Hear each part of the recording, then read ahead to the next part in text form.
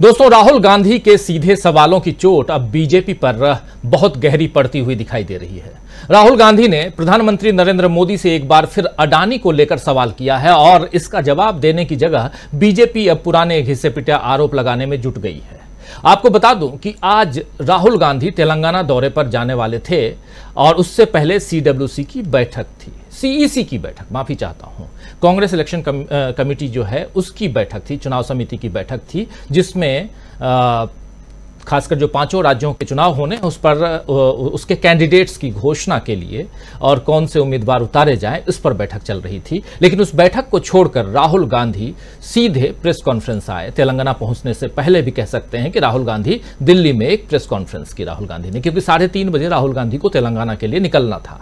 इस बार राहुल गांधी ने अडानी ग्रुप पर कोयले के दाम बढ़ाकर दिखाने और फिर बिजली की कीमतें बढ़ाने के आरोप लगाए हैं। पिछले 3-4 दिनों से आप सुन रहे होंगे दोस्तों कि फाइनेंशियल टाइम्स की एक रिपोर्ट आई है। उस रिपोर्ट में अडानी के ऊपर पूरा का पूरा एक बड़ा खुलासा है। उस खुलासे को लेकर, क्योंकि उस खुलासे पर हिंदुस्तान का मीडिया कुछ नहीं कह रहा था, थोड़ी बहुत आपने, हम जैसे ओटीटी प्लेटफॉर्म्स के जो चैनल्स हैं उन पे आपने कुछ खबरें देखी, लेकिन उसके अलावा और कहीं कोई खबर नहीं थी। ऐसे भी अब मेन स्ट्रीम मीडिया जो है, ये राहुल गांधी को भी अब मान लेना चाहिए कि मेन स्ट्रीम मीडिया हम जैसे जो चैनल्स हैं वही हो गए हैं, तो उनको भी अब उनसे उम्मीद नहीं करनी चाहिए। 10 साल से जब आपके पक्ष में कोई खबर आई ही नहीं, दिखाने की किसी ने जरूरत ही नहीं समझी, तो क्यों आप उम्मीद लगा के बैठे हैं। खैर, ये उनका मामला है, लेकिन यहां हम बात कर रहे हैं सीधा आज क्या कुछ हुआ। राहुल गांधी के ये आरोप जो हैं कि अडानी साहब महंगी कीमत, सस्ती कीमत पर कोयला खरीदते हैं, महंगी कीमत पर बेचते हैं और बिजली की हिंदुस्तान में और बिजली की कीमत भी बढ़वाते हैं। ये आरोप ब्रिटेन के अखबार, जैसा मैं कह चुका हूं, फाइनेंशियल टाइम्स की रिपोर्ट के आधार पर थे और राहुल गांधी ने इस रिपोर्ट को दिखाकर यही सवाल सरकार से किया, मोदी सरकार से किया कि वो इस बारे में कुछ करती क्यों नहीं है, मोदी चुप क्यों है। राहुल ने कहा कि ये मोदी की साख का सवाल भी है, फिर भी वो अपनी साख नहीं बचा पा रहे हैं। और इस खुलासे के बाद राहुल गांधी ने सवालों के जवाब भी दिए। पत्रकारों ने राहुल गांधी से कुछ टेढ़े मेढ़े सवाल भी पूछे, उसके भी सीधे जवाब राहुल गांधी ने दिए। आइए सबसे पहले इस खुलासे पर राहुल गांधी ने क्या कुछ कहा है, इसको पहले देख लेते हैं। अडानी जी इंडोनेशिया में कोयला खरीदते हैं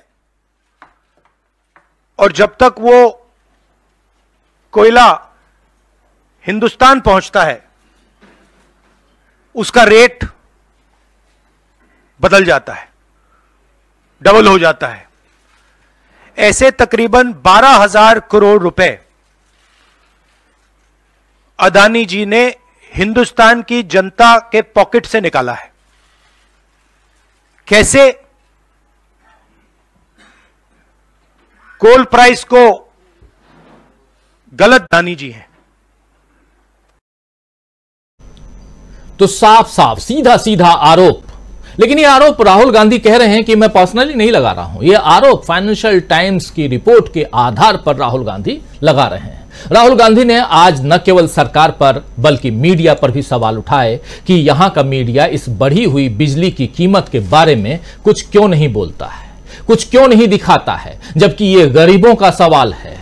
राहुल से शरद पवार और अडानी की मुलाकात पर भी सवाल किए गए और पूछे गए ये सवाल कि आखिर शरद पवार के बारे में और उसमें भी अडानी साहब के साथ में शरद पवार की जो मुलाकात होती है, इसके बारे में आप क्यों नहीं कुछ कहते हैं। राहुल ने सीधा जवाब दिया कि मैंने शरद पवार से यह सवाल नहीं पूछा है।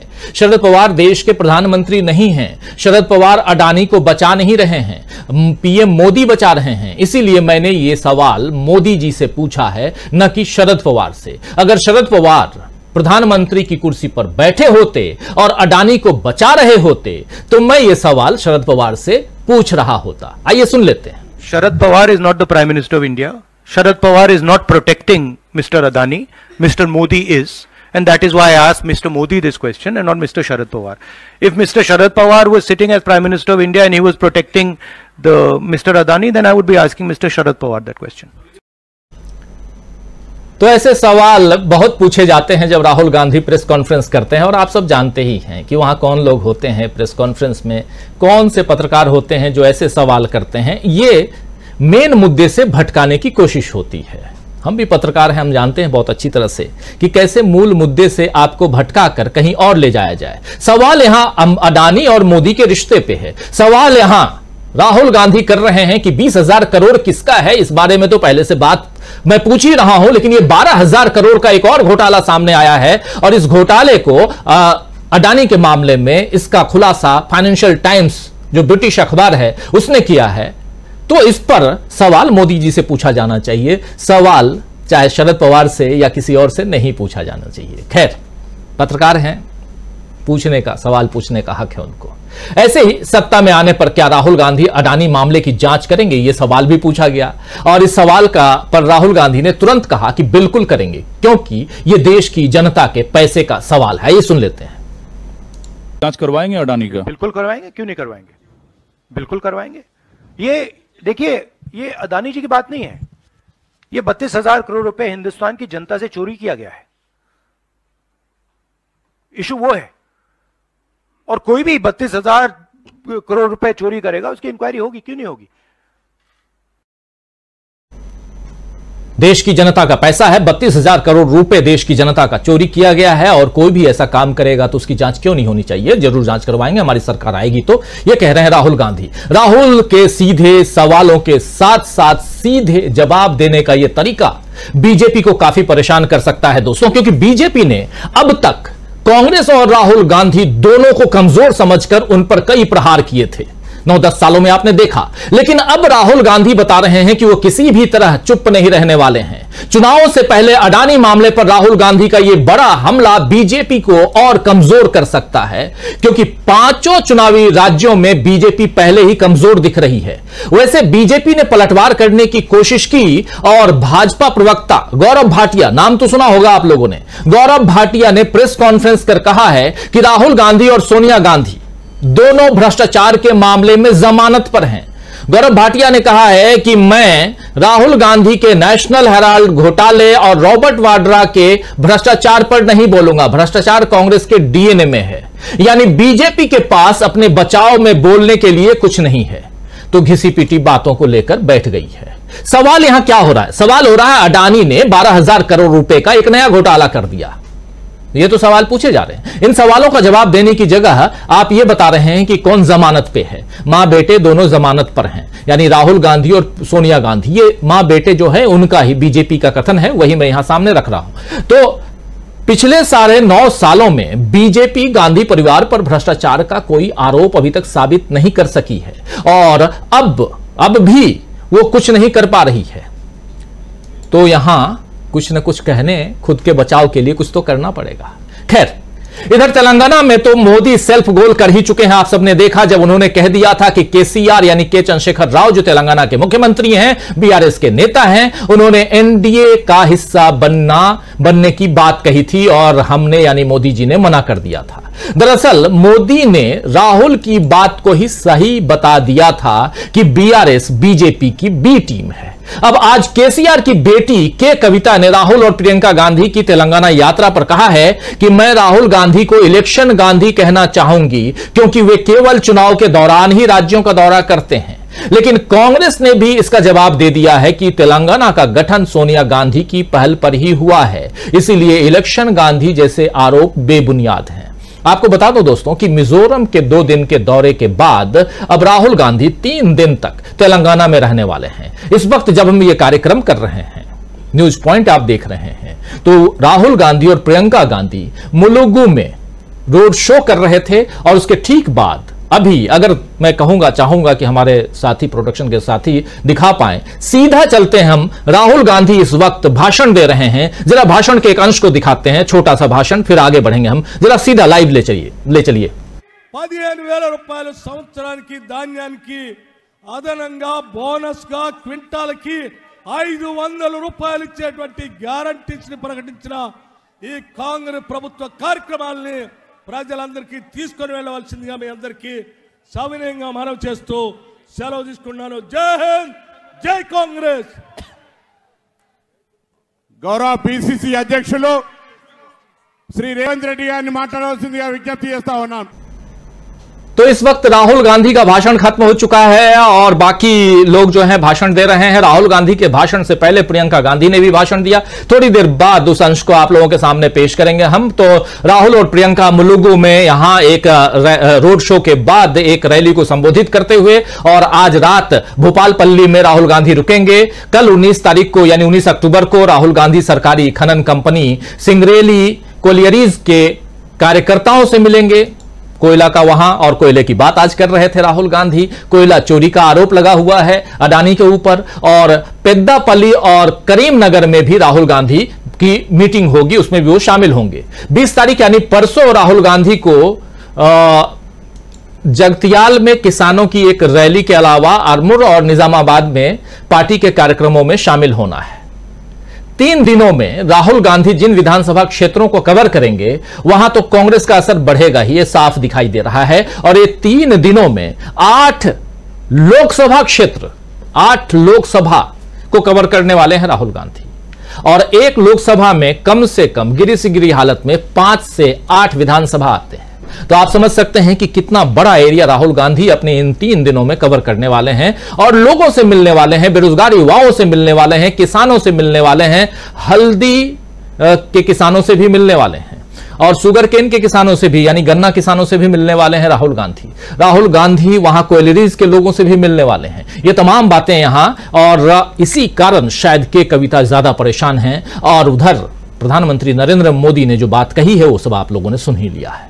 राहुल गांधी का असर और कांग्रेस का असर तो बढ़ेगा ही इस पूरी यात्रा में, लेकिन इसके साथ ही बाकी राज्य पर भी इसका प्रभाव पड़ेगा, क्योंकि आजू बाजू में आप जानते हैं कि बगल में ही छत्तीसगढ़ है। और इस वक्त जब हम ये चर्चा कर रहे हैं तो छत्तीसगढ़ में उम्मीदवारों की दूसरी लिस्ट आ गई है। 53 उम्मीदवारों की घोषणा हो गई है। पहले 30 उम्मीदवारों की घोषणा कांग्रेस ने की थी, और अभी 53 यानी 53 की घोषणा अभी हुई है। इस प्रकार छत्तीसगढ़ के 90 में से जो 83 सीटें हैं उसकी घोषणा छत्तीसगढ़ की कांग्रेस ने कर दी है। बीजेपी पहले 85 सीटों पर घोषणा कर चुकी है, और बीजेपी अभी 5 सीटों पर घोषणा करना बीजेपी का बाकी है। आइए दोस्तों, बहुत कुछ है, और जैसे चर्चा आगे बढ़ाएंगे उसमें भी बहुत कुछ आपके सामने हम लेकर आएंगे।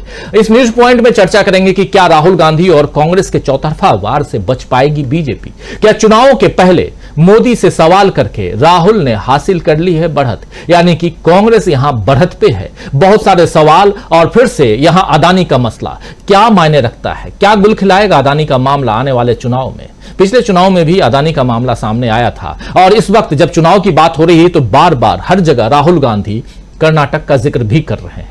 आइए चर्चा की शुरुआत करते हैं। हमारे साथ कुछ वरिष्ठ साथी जुड़े हुए हैं, उन सबसे आपका परिचय करवाता हूं। बहुत बड़ा दिन कह सकते हैं, बहुत सारी चीजें लगातार, और घटनाक्रम ऐसे भी बदलते रहना है क्योंकि चुनाव का वक्त है। एक तरफ इजराइल आप देख रहे हैं, रात को अचानक खबर मिली कि गजा पट्टी पर एक अस्पताल पर हमला कर दिया गया है। हमला किसने किया इसकी बात चल रही है। 500 लोगों के मारे जाने की खबर आ रही थी रात को ही, लेकिन अब कहा जा रहा है 500 नहीं 300। 500 हो या 300 हो या 3 हो या 2 हो या 1 हो, लेकिन किसी की अकाल मौत जो है वो अच्छा नहीं होता। खैर, उस पर चर्चा हम कर रहे हैं लगातार, एक अलग से वीडियो में रोज बना रहा हूं, उसको जरूर देखिए हमारी राय। लेकिन यहां हम चर्चा देश की सियासी हलचल जो है उस पर कर रहे हैं। राहुल गांधी का ये वार अडानी पर क्या गुल खिलाएगा? प्रोफेसर अखिल स्वामी जी। अभी तक देश की जनता ये सोच रही होगी कि उनकी आमदनी कम क्यों होती जा रही है, महंगाई क्यों बढ़ती जा रही है, और परचेजिंग पावर घटने के बावजूद महंगाई कैसे बढ़ रही है। अब धीरे धीरे देश की जनता को यह पता चल रहा होगा कि उसकी किस प्रकार से लूट हुई है।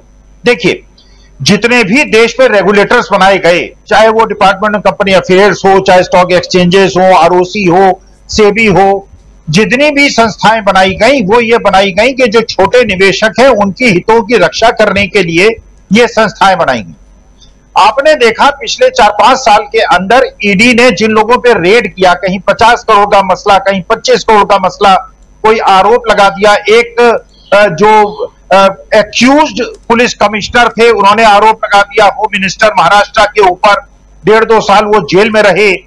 लेकिन यहां पे जब सारे विश्व के अखबार और वित्तीय संस्था ये आरोप लगा रही हैं कि किस प्रकार का गोलमाल हो रहा है, तब ये जांच एजेंसी तत्परता से काम क्यों नहीं कर रही, ये प्रश्न उठता है। खैर, अब जो मुद्दा उठा कि जो इंडोनेशिया से कॉल आया, देखिए राजीव जी, एक इसमें कैच और बहुत बड़ा है। जी। केवल सवाल ये नहीं है कि ओवर इनवॉइस करके कोयले को देश के उपभोक्ताओं को लूटा गया और उनसे पैसा लिया गया। हरियाणा में भी, जहां मैं रहता हूं, हमसे भी ये इलेक्ट्रिसिटी चार्जेस लिए जा रहे हैं, और जब भी हम लोग पूछते हैं इलेक्ट्रिसिटी चार्जेस किस बात के हैं, उसका कोई संतोषजनक जवाब नहीं मिलता। लेकिन अब पता चल रहा है कि क्या घोटाला हुआ है। देखिए, 100 रुपए का कोयला किसी उद्योगपति ने इंडोनेशिया से खरीदा। अगर वो 100 रुपए का कोयला उसने खरीदकर यहां 200 रुपए का यहां की संस्थाओं को बेचा होता, यहां के पावर प्लांट्स को बेचा होता, तो ये 100 रुपए का फायदा इस अडानी की इंडियन कंपनी को मिलता। यहां ये नहीं हुआ। यहां क्या हुआ, 100 रुपए का कोयला खरीदा और उसके बाद एक चीज जो आरोप लगाए, जो फाइनेंशियल टाइम्स कहता है, जो विदेशी और वित्तीय संस्था बता रही हैं, वो ये कहती हैं कि अगर किसी चीनी नागरिक को वो कोयला 100 रुपए का खरीद कर इंडोनेशिया में उसको 190 रुपए का बेचा गया और उन्होंने 190 में 200 रुपए का यहां के इलेक्ट्रिसिटी बोर्ड बेचा, इसका मतलब यह है कि फायदा जो कमाया वो विदेशी कंपनियों ने कमाया। अगर विदेशी कंपनियों ने पैसा कमाया, इसी को हवाला कहते हैं, इसी को मनी लॉन्ड्रिंग कहते हैं। मनी लॉन्ड्रिंग का क्या मतलब यह हुआ कि अगर देश की कंपनी ने फायदा कमाया होता तो उसको इनकम टैक्स देना होता, लेकिन अगर वो फायदा विदेशी कंपनियों को चला गया, पैसा वहां पे जनरेट हुआ, ब्लैक मनी जनरेट हुआ, और उसके बाद वो पैसा हवाला के माध्यम से, मनी लॉन्ड्रिंग के माध्यम से, शेल कंपनीज के माध्यम से, जो आरोप लग रहे हैं, जो फाइनेंशियल टाइम्स और दुनिया के सारे वित्तीय संस्था आरोप लगा रहे हैं, अगर वो पैसा रूट होकर उन्हीं कंपनियों से, इनकी जो यहां पे लिस्टेड कंपनी से उसमें आया, इसका माने गोलमाल जो है केवल जनता को लूटने का नहीं है, उपभोक्ताओं को लूटने का नहीं है, बल्कि ब्लैक मनी के जनरेशन का है, हवाला ट्रांजैक्शन का है। तो मुझे ऐसा लगता है कि सेबी को, डिपार्टमेंट ऑफ कंपनी अफेयर्स को, ईडी को अगर तत्परता से देश की संपदा को लूटने से बचाना है और गरीबों को लूटने से बचाना है, तो सभी संस्थाओं को त्वरित गति से ये सारी जांच करानी चाहिए। जांच के बाद अगर निकले कि अडानी जी ने कोई गलती नहीं की है, लेकिन निष्पक्षता से, ट्रांसपेरेंसी से जांच होनी चाहिए, जनता के सम्मुख होनी चाहिए, व्हाइट पेपर आना चाहिए, जिससे देश की जनता जिसकी आमदनी घट रही है, बढ़ रही है, उसके घर के खर्चे चलाने उसको मुश्किल हो रहे, कम से कम उसे यह पता चले कि उसका पैसा कोई ऐसा पूंजीपति विदेशी दोस्तों के माध्यम से लूट तो नहीं रहा है और उसके जेब पे डाका तो नहीं डाल रहा है, उसकी जेब काटी तो नहीं जा रही है। ये देश की जनता का अधिकार है, मेरा जानने का अधिकार है कि मेरी आमदनी क्यों घट रही है और मुझे क्यों लूटा जा रहा है। एक बड़े पूंजीपति की संपत्ति बढ़ रही है और हम लोगों की आमदनी घट हो रही है, ये मुझे पता चलना चाहिए।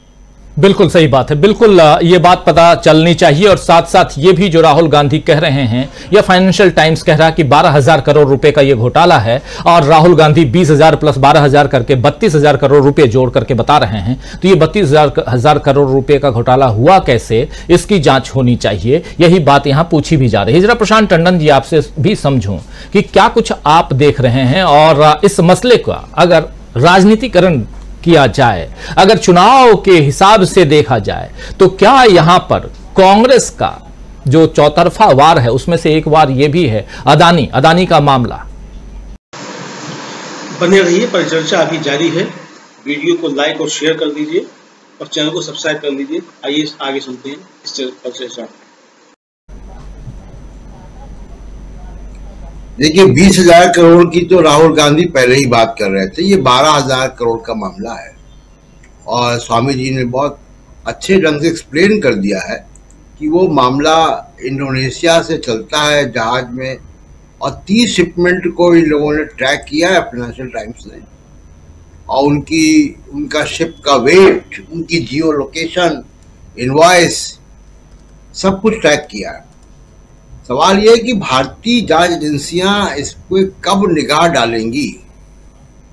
मीडिया तो जैसा आपने बताया कि मीडिया का एक हिस्सा सरकार पे लगा हुआ है, और न मालूम किसके खर्चे पे वो इजराइल गए हुए हैं, तो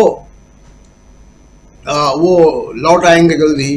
दूसरा ये कि देखिए, बहुत कुछ डिपेंड करता है असेंबली इलेक्शन के रिजल्ट कैसे आते हैं, और उन असेंबली इलेक्शन के रिजल्ट से कुछ चीजें परिवर्तित होंगी। जैसे अभी आप देखिए कि अडानी साहब के पिछले 5 दिनों जब से ये फाइनेंशियल टाइम्स में आया है मामला, उनके शेयर्स बाजार में लगातार गिर रहे हैं। जब भी बाहर से कोई इंक्वायरी की बात आती है तो इनके शेयर्स गिरते हैं। और 1-2 इंक्वायरी नहीं है, हिंडनबर्ग हुई, जब मोदी साहब अमेरिका में थे तब अमेरिका के में जांच उनके वहाँ के इन्वेस्टमेंट को लेकर हो गई, अमेरिका के इन्वेस्टमेंट को लेकर हो गई। कई जांच रिपोर्ट अब बाहर से आ चुकी है। अब सवाल ये है कि अब कितनी और जांच चाहिए इनको, सेबी को या भारतीय जांच एजेंसियों को, इन्फोर्समेंट डायरेक्टरेट को। ये तो सीधा open and shut case money laundering का मालूम होता है, जैसा रिपोर्ट मीडिया में आई है, जैसे फाइनेंशियल टाइम्स में रिपोर्ट आई है। वो रिपोर्ट कितना सही है कितना गलत है वो लेकिन उसमें एक बात जरूर है कि उस रिपोर्ट में इतना तो मेरिट है कि उसकी जांच होनी चाहिए। अब अगर जांच ही नहीं होगी तो ये मान लिया जाएगा कि हाँ भाई ये जो फाइनेंशियल टाइम्स ने रिपोर्ट किया है सही है, ये गोलमाल कर रहे हैं। अब मुंबई एयरपोर्ट पे भी डिपार्टमेंट ऑफ कॉर्पोरेट अफेयर्स ने जहाँ 2 इनकी डील्स पे इनके अकाउंट की जांच करनी शुरू की है। तो धीमे धीमे इनके ऊपर जो है चूड़ियां कसेंगी। और मुझे लगता है कि जब असेंबली इलेक्शन के रिजल्ट आएंगे और जैसे कि सर्वे बता रहे हैं, जैसा राहुल गांधी कह रहे हैं, जैसे तमाम विश्लेषण आ रहे हैं, अगर असेंबली इलेक्शन के रिजल्ट वैसे ही जाते हैं 5-0 या 4-1, तो मुझे लगता है कि अडानी के ऊपर चूड़ी कसने का काम हो सकता है कि शुरू हो। और जो राहुल गांधी बार बार जो 20,000 करोड़ की बात करते हैं, वो 20,000 करोड़ किसका है मालूम हम सबको है। जांच से सामने आ जाए कि किसका है और वो पैसा कब बाहर गया, वो वापस क्यों नहीं आ पाया, ये तमाम सारे से जांच के विषय हैं। और अडानी साहब ने इस बीच एक चैनल भी खरीद लिया। वो चैनल भी बिना डिस्क्लेमर के महुआ मोइत्रा पे तमाम तरीके के आरोपों पे बहस चला रहा है जी। उसको कम से कम इतना तो कहना चाहिए कि वो अडानी का इन्वेस्टेड चैनल है, अडानी साहब का इन्वेस्टमेंट है उसमें। ये तो लगाना चाहिए, ये तो पत्रकारिता का उसूल कहता है। बिल्कुल। बहरहाल अडानी रहेंगे लोकसभा के इलेक्शन तक ये खबरों में, और तेलंगाना में राहुल गांधी का भाषण आप सुनाएंगे, तेलंगाना की बात करेंगे। बिल्कुल, राहुल गांधी तेलंगाना में हैं और थोड़ी देर बाद हम राहुल गांधी के भाषण के कुछ अंश को जरूर आप तक पेश करेंगे। और उसके अलावा राहुल गांधी आज प्रेस कॉन्फ्रेंस कर रहे थे। प्रेस कॉन्फ्रेंस में उन्होंने अडानी पर हमला बोला, प्रधानमंत्री नरेंद्र मोदी पर हमला बोला, और खासकर तेलंगाना जाने से पहले, लेकिन तेलंगाना में के कविता जो हैं वो हमला बोलती हुई नजर आई दोनों भाई बहनों पे, यानी प्रियंका गांधी और राहुल गांधी पे। और चुनावी गांधी, इलेक्शन गांधी इनको कह रहे हैं, लेकिन इलेक्शन गांधी की बात पर भी जवाब कांग्रेस ने पलटवार कर दिया है और चुनाव में ये वार पलटवार चलता रहेगा। लेकिन सवाल यहां सबसे बड़ा है कि जो बातें यहां राहुल गांधी उठा रहे हैं, जो मुद्दा, और बिल्कुल एक गरीबों का, उस तबके की बात जो जन जन तक पहुंच पाए, उन बातों को उठाने की कोशिश कर रहे हैं। बिजली की समस्या या बिजली के बिल की समस्या बहुत है, लोगों के बीच है। अचानक किसी का बिजली बिल जो है बहुत ज्यादा, हम देख लेते हैं, ओवर इनवॉइसिंग का चक्कर जो है वो वहां भी दिखाई देता है। कई बार बहुत कुछ होता है, लेकिन इन सब की बातें राहुल गांधी यहां पहुंचा रहे हैं मीनू जी। तो क्या यहां पर मीनू जी इसका असर जनता पे, आम जनता पे पड़ता हुआ राहुल गांधी की बातों का अदानी के मसले पे लगातार, आज से बात नहीं कर रहे हैं, आप देखिए कब से राहुल गांधी अदानी के मामले पे बात कर रहे हैं, लेकिन क्या इसका असर पड़ेगा चुनाव में, इन 5 राज्यों के चुनाव में? कैसे देखती हैं जी राजीव जी? इस बार जो प्रेस कॉन्फ्रेंस हुई है राहुल गांधी की, ये बहुत जबरदस्त और सीधे सीधे असर डालेगी। देखिए, अडानी का जो ये प्रकरण है ये जनवरी से चल रहा है, इफ आई एम करेक्ट, ठीक है। जब ये पहली बार हिंडनबर्ग की रिपोर्ट आई थी उसके बाद से लगातार चल रहा है और बहुत एक तहलका और एक जलजला सा आ गया था देश की राजनीति में, और बहुत चर्चाएं भी हुई मीडिया पे, सोशल मीडिया पे, सब जगह होती रही। लेकिन अल्टीमेटली एक क्वेश्चन बार बार उठता रहा कि ये तो ठीक है अडानी ने इस पैसे का घोटाला किया, लेकिन इसका आम जनता से क्या लेना देना? तो कि भाई आम जनता से कोई लेना देना नहीं, इसलिए इसका इलेक्शन पे कोई असर पड़ने वाला नहीं है। लेकिन आज की जो प्रेस कॉन्फ्रेंस थी उसमें राहुल गांधी ने बहुत ही होशियारी से सीधे सीधे बिजली के बिल से जोड़ दिया है।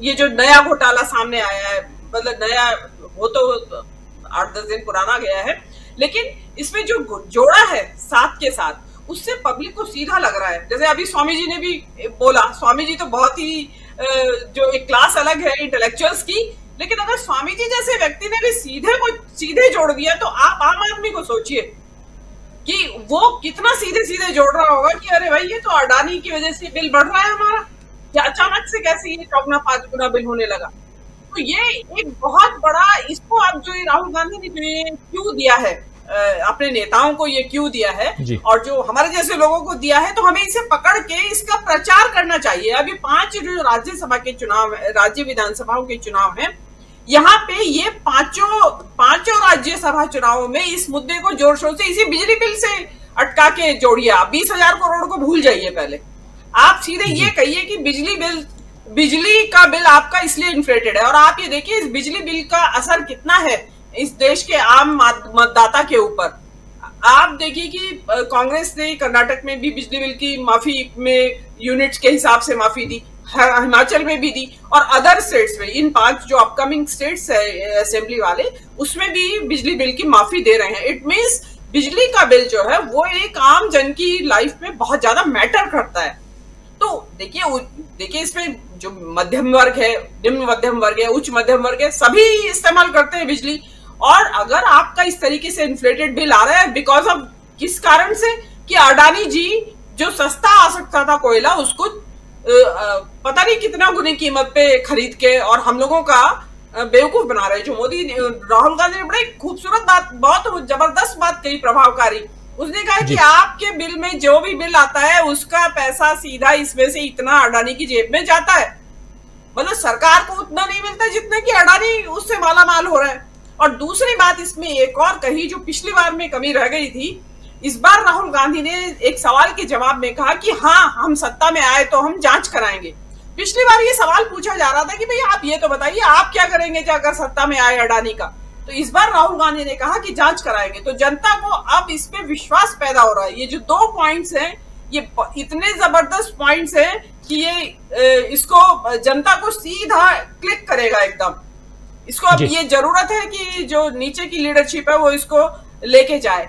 रही महुआ मोइत्रा की बात, देखिए इसमें मेरा मानना ऐसा भी है थोड़ा सा कि जो महुआ मोइत्रा के ऊपर ये इन लोगों ने जो चला रखा है स्लग फेस्ट और ये जो कैरेक्टर एसेसिनेशन महुआ मोइत्रा का किया है, देखिए इसमें 2 ही लोग थे जो अडानी के ऊपर ज्यादा हमलावर थे लोकसभा में। पहले तो राहुल गांधी, वो तो लोकसभा में भी और उसके बाहर भी और बहुत मुद्दत से हैं, लेकिन लोकसभा के अंदर महुआ मोइत्रा ने इसको बहुत वोसिफरसली उठाया था इस मुद्दे को। तो अभी इन लोगों के पास कहीं से वो अधकचरा सा मुद्दा आया है, उसमें पर्सनल बातें ज्यादा है। मेरे हिसाब से इनके पास कोई ट्रेल नहीं है, केवल पर्सनल मुद्दे ज्यादा है उसमें। कि उसकी होता है ना कि औरतों के लिए तो खासकर कि जब उसके ऊपर बस न चले तो उसका चरित्र हनन शुरू कर दो तो चुप हो जाएगी औरत। तो मेरे ख्याल से जो आज की प्रेस कॉन्फ्रेंस हुई है उसमें राहुल गांधी ने कहा नहीं है, ना कांग्रेस पार्टी ने कहा है, वो महुआ मोइत्रा के पक्ष में भी सामने आए हैं। और इनफैक्ट तो उन्होंने मोड़ दे दिया है, जो हेडलाइन मैनेजमेंट बीजेपी करती थी वो आज कांग्रेस ने कर दिया है ये कोयला घोटाले से। जी राजीव जी, डिफेंसिव मोड में यहां बीजेपी दिखाई दे रही है और हेडलाइन मैनेजमेंट जो है वो राहुल गांधी कर रहे हैं, कांग्रेस पार्टी कर रही है। इसलिए कांग्रेस का बीजेपी पर चौतरफा वार हम लिख भी रहे हैं। लेकिन राहुल गांधी से जब पूछा गया कि क्या आपकी सरकार अगर 2024 में आती है तो आप जांच करवाएंगे, वो कॉन्फिडेंस देखिए राहुल गांधी का, जिसके बारे में मीनू जैन जी कह रहे थे। जरा सुन लेते हैं राहुल गांधी का वो कॉन्फिडेंस, सुनिए जरा। जांच करवाएंगे अडानी का? बिल्कुल करवाएंगे, क्यों नहीं करवाएंगे, बिल्कुल करवाएंगे। ये देखिए, ये अदानी जी की बात नहीं है, ये 32,000 करोड़ रुपए हिंदुस्तान की जनता से चोरी किया गया है। इशू वो है, और कोई भी 32,000 करोड़ रुपए चोरी करेगा उसकी इंक्वायरी होगी, क्यों नहीं होगी। जांच होगी, ये कॉन्फिडेंस, सुनील शुक्ला जी, ये कॉन्फिडेंस क्या कुछ कहता है, जरा आपसे समझो। धन्यवाद राजीव जी। राहुल गांधी का कॉन्फिडेंस दिन प्रतिदिन बढ़ता चला जा रहा है, और मैं तो अभी अपनी बात दोहरा रहा हूं कि मैं कभी उनको जब से मैं देख रहा हूं, कभी उनमें कॉन्फिडेंस की कमी मुझे नहीं दिखाई पड़ी। जब उनको पप्पू कहा जा रहा था, जब उनको रिलेक्टेंट पॉलिटिशियन कहा जा रहा था, जब अमेठी में उनके खिलाफ नारे लगाए जा रहे थे, मतदान के दिन उनके खिलाफ नारे लगाए जा रहे, तभी मैंने कभी भी अगंभीर नेता नहीं देखा, और न कभी इस रूप में मैंने उनको पाया कि उनमें किसी बात का डर हो या किस तरह के आत्मविश्वास की कमी हो। यह जरूर है कि लोग अपने भारत जोड़ो यात्रा के माध्यम से उन्होंने आम लोगों के बीच में भी एक गंभीर नेता के रूप में प्रस्तुत किए। जो बात अडानी की हो रही है, अडानी का मसला किसी औद्योगिक घराने की कामकाज का मसला नहीं है, और केवल ये अभी ये आम आदमी से मुद्दा नहीं जुड़ा है। यह जब हिंडनबर्ग की रिपोर्ट आई थी तब भी वो आम आदमी से जुड़ा हुआ मुद्दा था। सवाल है कि अगर कोई औद्योगिक घराना अपने शेयरों की कीमत कृत्रिम तरीके से बढ़ाता है और बढ़ी हुई कीमतों पर लोगों को बेचता है, तो वह भी तो आम आदमी के पैसे की लूट है। आम निवेशक का ही तो पैसा उसमें गया, कि जो वास्तव में उसकी शेयर की कीमत नहीं है, उससे ज्यादा कीमत दिखा करके अगर आप निवेशक से पैसा लेते हैं, तो आम आदमी को सीधे सीधे नुकसान पहुंचाने की कोशिश है। और उस बढ़े हुए पैसे से जो लोग शेयर खरीदे हुए थे, और हिंडनबर्ग रिपोर्ट आने के बाद अडानी के पैसे शेयर की कीमतों में जो गिरावट आई, उसमें जो आर्थिक नुकसान हुआ वो तो सामान्य निवेशक का हुआ। ये बिजली वाला आकर के ये एकदम जो सबसे सामान्य उपभोक्ता है उससे भी मामला जुड़ गया है। कि सवाल है कि जो, क्योंकि हर व्यक्ति बिजली का बिल दे रहा है, हो सकता है कि शेयर बाजार में पैसा लगाने वालों की तादाद कम है। निश्चित रूप से आर्थिक व्यापार में, आर्थिक गतिविधियों में शामिल होने वालों की संख्या अपने देश में बहुत ही कम है। लेकिन जो बिजली वाला मामला है, इसमें तो कोई ऐसा व्यक्ति नहीं जो इसका उपभोक्ता नहीं है, प्रत्येक व्यक्ति इसका उपभोक्ता है। या मैं जो अगर आप किसी गांव में विकास होता है, बिजली का खंभा वहां लगता है, बिजली वहां जाती है, उसके ऊपर जो खर्च आता है उसकी भी वसूली उनसे होती है। तो सवाल है कि इस मुद्दे को राहुल गांधी ने बड़े गंभीरता के साथ जोड़ा, और ये केवल यह मामला नहीं है। उस जो फाइनेंशियल एक्सप्रेस की रिपोर्ट है, मतलब ये कहा कि यह जब लदान हुआ तो उसकी कीमत यह थी, और जब हिंदुस्तान पहुंचा तो उसकी कीमत यह हो गई, और वह जो बीच के उसके वेंडर्स हैं उसको कहीं भी माने वास्तव में कहीं बेचा नहीं गया, वो केवल कागजों पर उस पूरा का पूरा जो माल है वो घूमता रहा। ये तो बहुत ही गंभीर स्थिति थी कि एक पूरे माने नियमों की अवहेलना करके और एक गलत तरीके से आपने पैसे वसूले। और यह बात केवल आरोप का नहीं रह गया। अगर गुजरात की सरकार ने अडानी की कंपनी को ये चिट्ठी लिखी कि आप ओवर प्राइसिंग की वजह से इतने करोड़ रुपए आपको ज्यादा दिए गए हैं, इसकी वापसी कीजिए, वह पत्र भी अपने पब्लिक डोमेन में हो गया। गोया कि एक सरकार, मैंने एक राज्य सरकार ने भी इसको स्वीकार किया कि आपके ओवर प्राइसिंग की वजह से ज्यादा पैसे देने पड़े। अब तो यह तथ्य हो गया, क्या ये तो प्रमाणित रूप से हो गया कि ओवर प्राइसिंग हुई और अनाप शनाप पैसे लिए गए। सवाल इस बात का है कि आप सरकार इसके संलिप्तता से कैसे इनकार किया जा सकता है, जब आप निर्यात किए जा रहे, आयात किए जा रहे कोयले की खरीदारी या कोयले का उपयोग जरूरी कर दें, किन नियमों के तहत कर दिया गया? क्यों? अगर वह कोयला देश में उपलब्ध है तो बाहर से लाए गए कोयले की का उपयोग आवश्यक क्यों किया गया? और किस तरीके से आप ये सरकार अडानी के समर्थन में खड़ी होती दिख रही है या अडानी को मदद करती हुई दिख रही है कि तमाम तरह के वो कॉर्पोरेशंस जो आयात निर्यात में शामिल थे सरकारी तौर पर, उनको बंद करने की कोशिश की गई, बंद कर दिए जा रहे हैं, और पूरी तरह से एक औद्योगिक घराने पर देश की निर्भरता बढ़ाने की कोशिश की जा रही है जी। और यह इसलिए महत्वपूर्ण होगी, यह केवल सामान्य बात नहीं है। जिस तरीके से राहुल गांधी ने इस मुद्दे को उठाया और लगातार उठाते चले जा रहे हैं, चाहे 20,000 करोड़ रुपए का मामला हो, चाहे उसके पहले हिंडनबर्ग की रिपोर्ट आई हो, उसके बाद अभी जो पत्रकारों के एक समूह ने एक रिपोर्ट प्रकाशित किसी फाइनेंशियल एक्सप्रेस में, और फिर ये नई वाली रिपोर्ट आ गई। और ये सवाल इस बात का है कि जो दूसरे देशों की कंपनियां, दूसरे देशों के नियामक संस्थाएं, वह इन तमाम बातों को लेकर गंभीर है जी। इंडोनेशिया की सरकार ने भी कई तरह की कार्रवाई की है, लेकिन हमारे यहाँ जो नियामक संस्थाएं हैं वो एकदम सन्नाटे में, कुछ भी कोई कार्रवाई नहीं हो रही। तो जो यह इस तरह जो ये मुद्दा सामने आया, ये बहुत ही गंभीर है, और इसलिए गंभीर है कि जब भी लोगों के आर्थिक हितों पर चोट होगी, मुझे लगता है कि हर मतदाता के लिए महत्वपूर्ण बात होगी। और यह जो जिस तरीके से चीजों को लाया है कांग्रेस ने और लोगों के बीच लेकर के वो जा रही है, यह सबसे बड़ा, उसके ऊपर जो जनता का रिस्पांस है, यह इनके विश्वास के बढ़ते हुए विश्वास का आधार है। और यह इनकी स्थिति है कि आपके पास किसी चीज का जवाब नहीं है। जिन लोगों ने इन मुद्दों को उठाया, आप राहुल गांधी का तो कुछ कर नहीं सकते। अगर राहुल गांधी जमानत पे हैं तो यह कौन सा गैर कानूनी काम है, और अगर वो अगर जमानत पे है तो उस जमानत को रद्द कराने के लिए सरकार ने कौन सी एप्लीकेशन दी?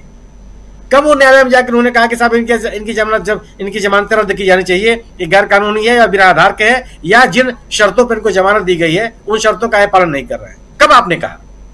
आपके पास कौन सा तर्क था जब आप लोगों के पास जाके कहते? जिन लोगों को आपने गिरफ्तार किया उनके बारे में जब अदालतें आपसे साक्ष्य पूछ रही हैं, तब आपके पास कोई साक्ष्य नहीं है। अब आपने मुझे लगता है कि महुआ मोइत्रा का भी जो मामला आया है, इसका बहुत रिएक्शन होगा पश्चिम बंगाल में खास तौर से, कि आपने एक जिम्मेदार, आप ये नहीं कर रहे हैं ना, एक व्यक्ति एक सांसद के रूप में जो एक जिम्मेदारी पूर्वक अपने दायित्व का निर्वहन कर रहा है, उसके ऊपर आप चोट पहुंचाने का प्रयास कर रहे हैं। एक सांसद के रूप में आप उनकी भूमिका से इनकार नहीं कर सकते। एक जिम्मेदारी जो सांसद की होती है, हर मुद्दे पर सरकार के खिलाफ सवाल उठाना, हर महत्वपूर्ण मुद्दे पर चर्चा करना, सरकार की कमियों को उजागर करना, यह एक सांसद की जिम्मेदारी, और पूरे जिम्मेदारी के साथ महुआ मोइत्रा ने इस काम को किया। और आप निजी मसलों को लेकर आप उनके ऊपर लांछन लगा रहे हैं, और जिसका कोई आपके पास सबूत नहीं है। और आप इस, अगर यह आरोप इतना गंभीर है तो आप इनको चुनाव में कैसे उतार दिए? फग्गन सिंह कुलस्ते को, फग्गन सिंह कुलस्ते पर भी तो यह आरोप था, उनके खिलाफ कोई सजा नहीं हुई, लेकिन भारतीय जनता पार्टी ने उनको नोटिस दिया था कि नहीं दिया था? कैसे दे आप? अगर आपके लिए इतना महत्वपूर्ण मुद्दा है तो केवल लिपापोती की कोशिशें हैं। और मुझे लगता है कि कांग्रेस का सरकार की विफलताओं को लेकर के जो भारतीय जनता पार्टी के ऊपर हमले हैं सभी राज्यों में, लगभग उन राज्यों उसके कारण से भारतीय जनता पार्टी का उनके पास कोई जवाब नहीं है। और यह केवल उन लोगों को अगंभीर, अविश्वसनीय बनाने का प्रयास कर रहे हैं जो इन सभी मुद्दों पे हमलावर है। लेकिन इन जो लोग आरोप लगा रहे हैं उनके पास इतने तथ्य हैं कि लोग, आम आदमी भी विश्वास करने लगा है, और सरकार की चुप्पी इस विषय को और गंभीर बना रही है। जी बिल्कुल, सरकार की चुप्पी। लेकिन उधर अभी थोड़ी देर पहले कह भी रहा था मैं कि तेलंगाना में राहुल गांधी और प्रियंका गांधी का रोड शो पुलुगु में और मुलुगु में, और वहां प्रियंका गांधी पहले भाषण दी, उनके बाद राहुल गांधी।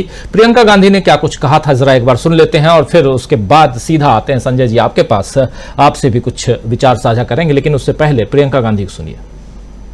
ये युवाओं के लिए हमारी जो गारंटी है उसमें हमने कहा है कि तेलंगाना आंदोलन के शहीदों के परिवार को एक सरकारी नौकरी दिलवाएंगे, उनके माता पिता या पत्नी को 25,000 रुपए मानसिक पेंशन मिलेगा, 2 लाख खाली सरकारी पद हैं उनको हम 1 साल के अंदर अंदर भरेंगे, और बेरोजगार युवाओं को 4,000 रुपए प्रति माह बेरोजगारी का भत्ता मिलेगा।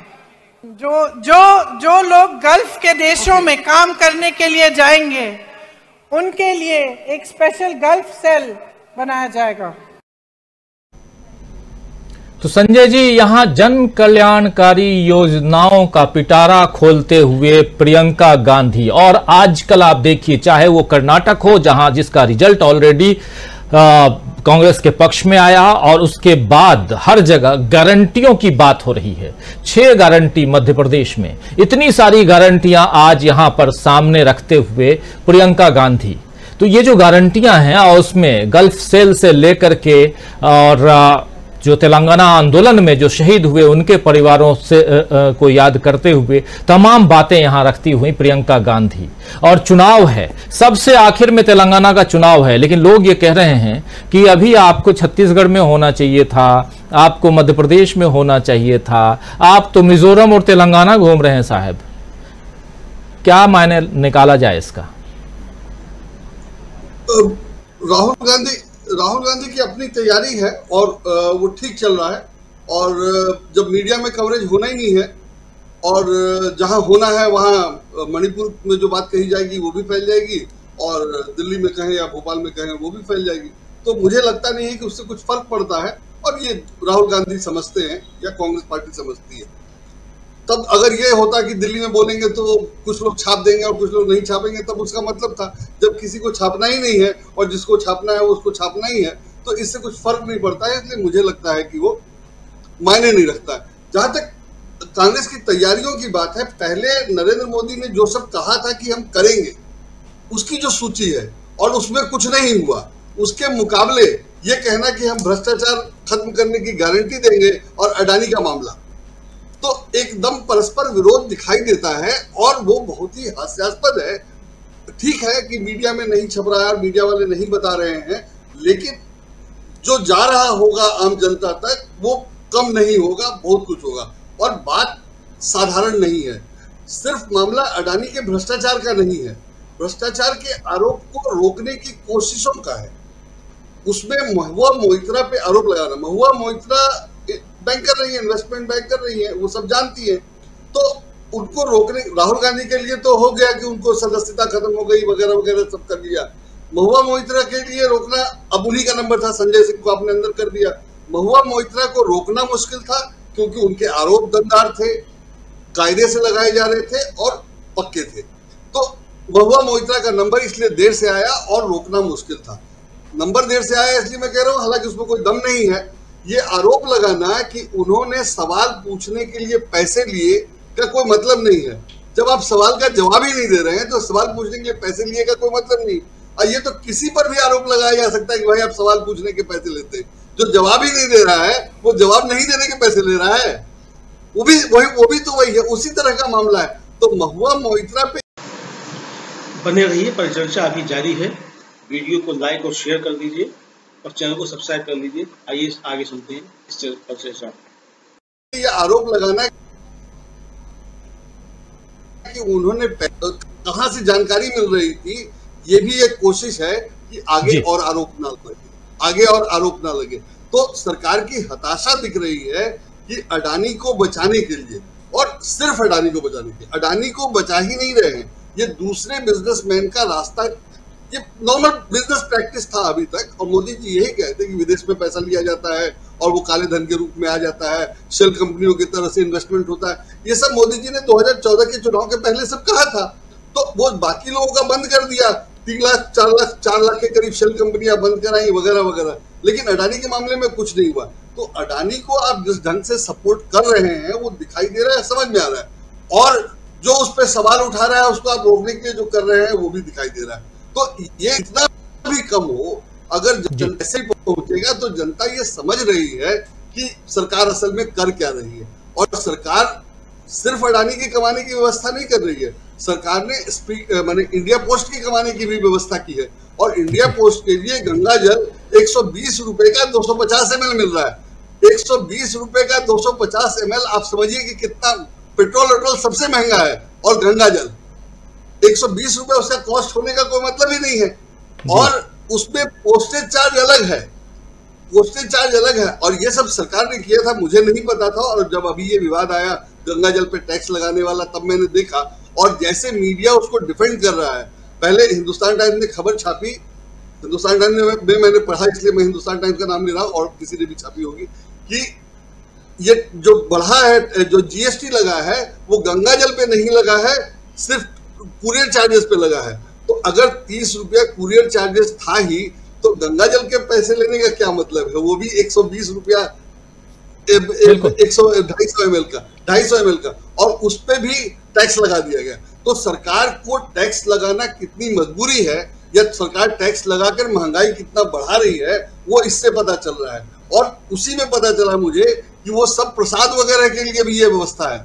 तो सरकार ने इंडिया पोस्ट के कमाने की व्यवस्था की है, तो इंडिया पोस्ट के लिए की वो तो अच्छा है, लेकिन पैसा अल्टीमेटली जा जनता का ही रहा है। और जैसे इंडिया पोस्ट की व्यवस्था की वैसे ही अडानी जी के लिए भी की। तो अडानी जी के लिए व्यवस्था करना इसलिए जरूरी है कि जो बेचना है वो अडानी खरीदेंगे कैसे, अडानी जी के लिए व्यवस्था ज्यादा जरूरी है, इंडिया पोस्ट तो चल जाएगा। पैसा कमाना भी जरूरी है, तो दोनों काम साथ साथ चल रहा है।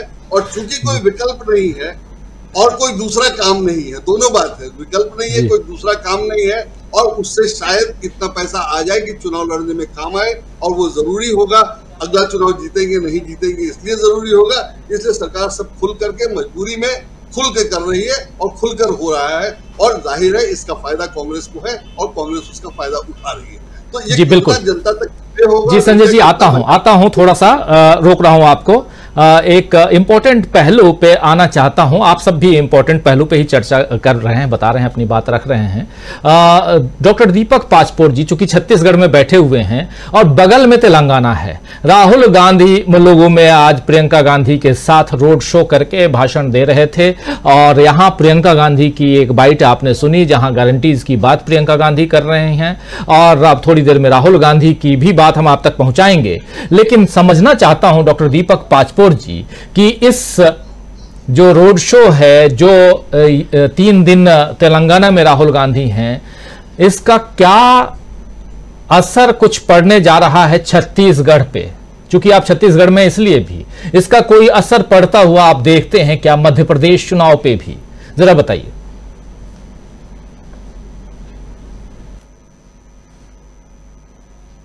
अनम्यूट हैं आप, अनम्यूट कर लीजिए प्लीज। म्यूटेड है, अनम्यूट कर लीजिए।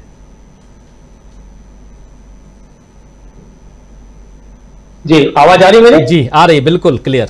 जी जी इन तीन यहाँ पर जो 3 तरह की जो बातें हो रही है, इन सभी का संबंध देखिए छत्तीसगढ़ से किस तरीके से। तेलंगाना नजदीक में है, वहां पे प्रियंका गांधी ने जो कहा, गारंटी की जो बात की है, इस समय देखिए कई तरह की गारंटियां सामने आ रही हैं, लेकिन गारंटियों की आप कहिए कि हाल के वर्षों में सबसे अच्छा एग्जाम्पल अगर कहीं से शुरू हुआ है तो छत्तीसगढ़ से ही हुआ है। छत्तीसगढ़ में जिस समय जो पिछला जो चुनाव था 2018 का, उसमें एक सबसे बड़ा मुद्दा जो आया, कांग्रेस की रणनीति भी कह लीजिए या जो कल्याणकारी राज्य की अवधारणा को पुनर्स्थापित करने की जो बात हुई, कहा यह गया, उस समय प्रॉमिस किया गया कि अगर हमारी सरकार बनती है, मैं 2018 की बात कर रहा हूं, तो किसानों के कर्ज माफी का मामला जो है वो पहली बैठक में होगा। उसके बाद जब राहुल गांधी गए वापस, जब तक वो गए तब तक उन्हें सूचना मिल गई थी कि कर्ज माफी की जो बात है वो पूरी कर दी गई है, और कैबिनेट की पहली बैठक में यह निर्णय ले लिया गया कि किसानों का जो कर्ज है वो माफ कर दिया है। देखिए गारंटियां सभी देते हैं, लेकिन गारंटियों की विश्वसनीयता क्या है? आप याद कीजिए पिछले कुछ समय वहां पर उत्तर प्रदेश में जब वो स्ट्रे कैटल, जो सड़क पर घूमने वाले जो मवेशी हैं, उनकी बहुत बड़ी समस्या थी, वहां पर भाषण देते हुए मोदी जी ने कहा था कि मवेशियों की जो समस्या है वो अब मुझ पे छोड़ दीजिए, और ये कुछ समय के बाद जो है ये समस्या पूरी तरीके से खत्म हो जाएगी। अभी देखिए वहां पर उत्तर प्रदेश में भारतीय जनता पार्टी की सरकार आई, लेकिन आज जो समस्या जो है वैसी ही बनी हुई है। ऐसे बहुत सारे प्रॉमिसेस, खैर वो 15 लाख वगैरह वाली बात तो बहुत पुरानी हो गई, अब तो उसके बारे में बहुत ज्यादा बात करने से अपने को ही दुख होता है कि इतना बड़ा नुकसान हम लोगों ने कर लिया कि 15 लाख मिलने वाले थे 15 लाख नहीं मिल रहे हैं बाकी। लेकिन ये जो छोटी छोटी गारंटियां हैं, कांग्रेस ने सबसे अच्छा एग्जाम्पल इन चीजों को लेकर जो किया वो यही किया है। यहाँ पर कहा गया कि धान का सबसे अच्छा मूल्य हम देंगे, और कांग्रेस की सरकार ने छत्तीसगढ़ में वो भी करके दिखाया है। तो ये जो गारंटियां हैं वो निश्चित रूप से यहाँ पर जो है वो पहले से उसकी शुरुआत हुई है, एक एग्जाम्पल सेट किया छत्तीसगढ़ ने, और इसके बल पर आज जो कांग्रेस के नेता कहीं पर भी कोई गारंटी देते हैं तो लोगों को भरोसा होता है कि छत्तीसगढ़ की तरह जो है ये शायद पूरा होएगा। दूसरी बात, हम कोयले का एक बहुत बड़ा मुद्दा जो सामने आया हुआ है, कोयले की सप्लाई से सबसे बड़ा प्रभावित अगर कोई दूसरा जो राज्य हुआ है तो छत्तीसगढ़ है। जैसे राहुल गांधी ने बताया कि किस तरीके से आपकी बिजली महंगी हुई है, मैं आपको बताऊं राजीव जी कि छत्तीसगढ़ में इतनी सारी ट्रेन कैंसिल की गई हैं, इतनी सारी ट्रेन जो है अक्सर पैसेंजर ट्रेनें जो है रोक दी जाती हैं। पता चलता है कि उसमें कोयले की ढुलाई हो रही है, और बड़ी बड़ी मालगाड़ियां जो है उन किसी मालगाड़ी में जो है वो 50 डिब्बे है, किसी में 60 डिब्बे है, मिससे उसको एक एक स्टेशन से निकलने में भी समय लगता है। यहाँ की जनता पिछले 3-3.5 वर्षों से पूरी की पूरी हैरान हो गई है। इसको लेके आंदोलन हो चुके हैं। मुख्यमंत्री भूपेश बघेल ने कई बार रेलवे मंत्रालय को चिट्ठियां लिखी कि भाई आप पैसेंजर ट्रेनों को क्यों आप वही करते हैं, रद्द करते हैं। इसके कारण तमाम तरह के लोगों को इस तरीके की समस्याएं जो है वो राहुल हो गांधी रही हैं। तो ट्रेन की यात्रा कर रहे थे, बिलासपुर से रायपुर आए राहुल गांधी। हाँ, वो भी एक प्रतीकात्मक हो सकता है, लेकिन यहाँ पर ट्रेनें इतनी ज्यादा संख्याओं में कैंसिल हो रही पिछले कुछ समय से कि यहाँ पर लोग, अच्छा अब ये लोगों को पता चल गया है कि जो कोयला ढुलाई के कारण, और इसका सीधा सीधा फायदा जो है वो अदानी ग्रुप को जा रहा है, ये भी कहा जाता है। अब उसके बारे में अब ये देखना पड़ेगा कि उसमें से कितना कोयला अदानी को जाता है, कितना कोयला किसको जाता है, लेकिन कोयला जो है वो एक एलिमेंट है जिसके कारण कम से कम छत्तीसगढ़ की जनता जो है वो बेहद परेशान है। तीसरी बात जो है कि जांच के बारे में जो कहा गया राहुल गांधी ने, मुझे लगता है कि जो पत्रकार है उसको आइडेंटिफाई किया जाना चाहिए कि क्या जिस तरीके से पिछले समय एनडीटीवी के जो चीफ है संजय पुगलिया, उन्होंने बंबई के जो सोहित मिश्रा को इंस्ट्रक्ट किया था कि अदानी के बारे में कोई भी इस तरीके के सवाल पूछने पर आप उस प्रेस कॉन्फ्रेंस को डिस्टर्ब कीजिए, जो रकस फैलाने का काम कीजिए। और आपको पता है उसका कंसिक्वेंस होता है कि वहां के उस पत्रकार, मुंबई का जो ब्यूरो चीफ था सोहित मिश्रा, उसने इस्तीफा देना पसंद किया था। उसी हाउस से एक और पत्रकार विदा हो रहे हैं। तो देखना यह होगा कि मोदी के मित्र हैं, उनके कारण क्या क्या चीजें हो रही है। ये जो जांच होगी वो केवल इस एक अकेले मुद्दे की 32,000 करोड़ की जांच नहीं है, ये सारी की सारी जांच है। वो मोदी की भी जांच है, वो मीडिया और सत्ता के रिश्तों की भी जांच होगी, उसमें फिर मुंद्रा बंदरगाह की भी जांच होगी, जहां पिछले 3 या 4 बड़े बड़े खेप में पता नहीं कितना नशीला पदार्थ उतरा है, कभी 3,000 करोड़ का, कभी 500 किलोग्राम का जी। तो ये सारी जांच है, ये सारी की सारी खुलेगी। अंतिम बात करके मैं खत्म करूंगा कि अब हमें ये याद रखना चाहिए कि सत्यपाल मलिक ने कहा था कि अदानी जो है इस सरकार को खा जाएगा। तो ऐसा लगता है कि देश जो है उसी तरफ बढ़ रहा है, भारतीय जनता पार्टी उसी तरफ बढ़ रही है। उनका ये भी कहना था कि अदानी का जो पैसा है वो दरअसल मोदी का पैसा है, तो इसका असर जो है अभी साफ दिखने लगा है। इसी पांच चुनाव में तो इसका असर दिखेगा, 2024 में भी इसका असर होगा। राजीव जी, सरकार को खा लें कोई दिक्कत नहीं, लेकिन देश को ना खाएं, ये सबसे बड़ी बात है। देश बचे, देश को ना खाइए आप। तो आप जो कह रहे हैं, और खासकर पूर्व राज्यपाल साहब की जो बात आप कह रहे हैं, बता रहे हैं, ये बहुत महत्वपूर्ण है। और यहाँ देश में बिजली की समस्या कितनी है आज भी, और चूंकि छत्तीसगढ़ 0 पावर कट बिजली का वादा करते आया है ये राज्य, लेकिन वहाँ पर भी बिजली की क्या व्यवस्था है, कैसे क्या है, उस पर कभी हम चर्चा करेंगे। और लेकिन क्या बिजली एक इशू, एक मुद्दा चुनाव में बन सकता है? और बिजली अगर मुद्दा बने तो फिर क्या अदानी साहब सामने आएंगे? अमलेंदु उपाध्याय जी। निश्चित तौर पर राजीव जी, अब चूंकि देश के अंदर अधिकांश जो निजी बिजली घर हैं, उन सब पे एक तरीके से आधिपत्य जो है वो अडानी ग्रुप का ही है।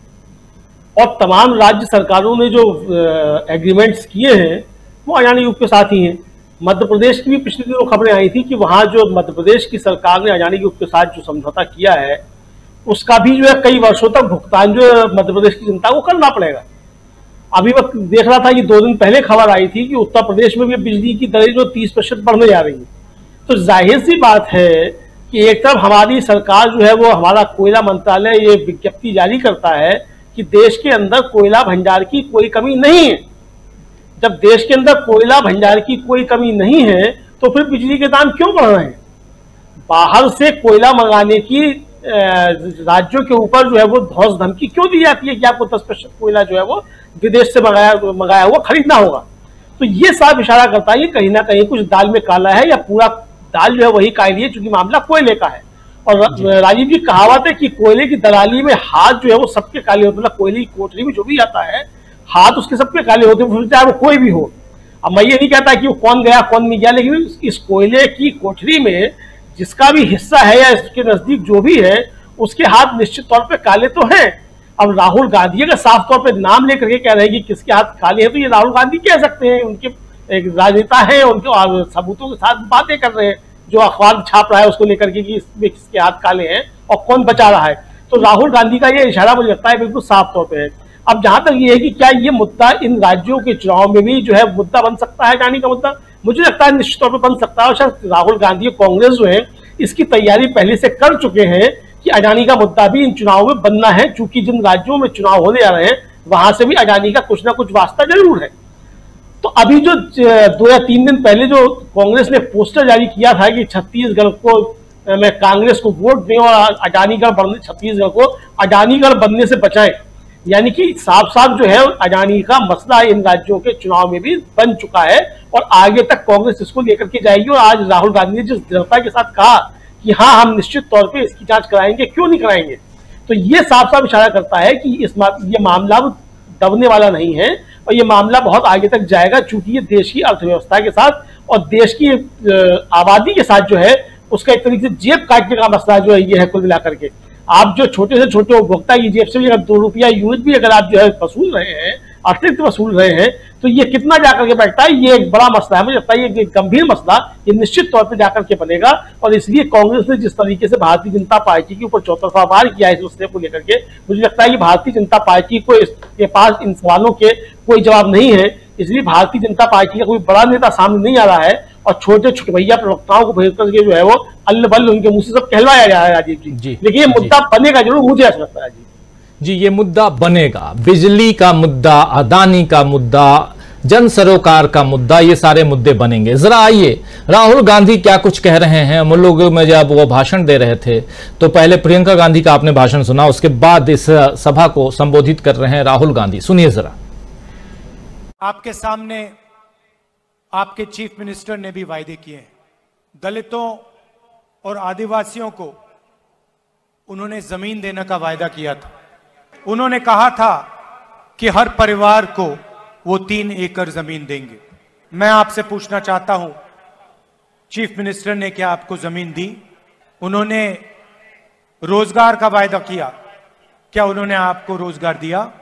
उन्होंने साफ सरकार चलाने की बात की थी, क्या उन्होंने भ्रष्टाचार किया?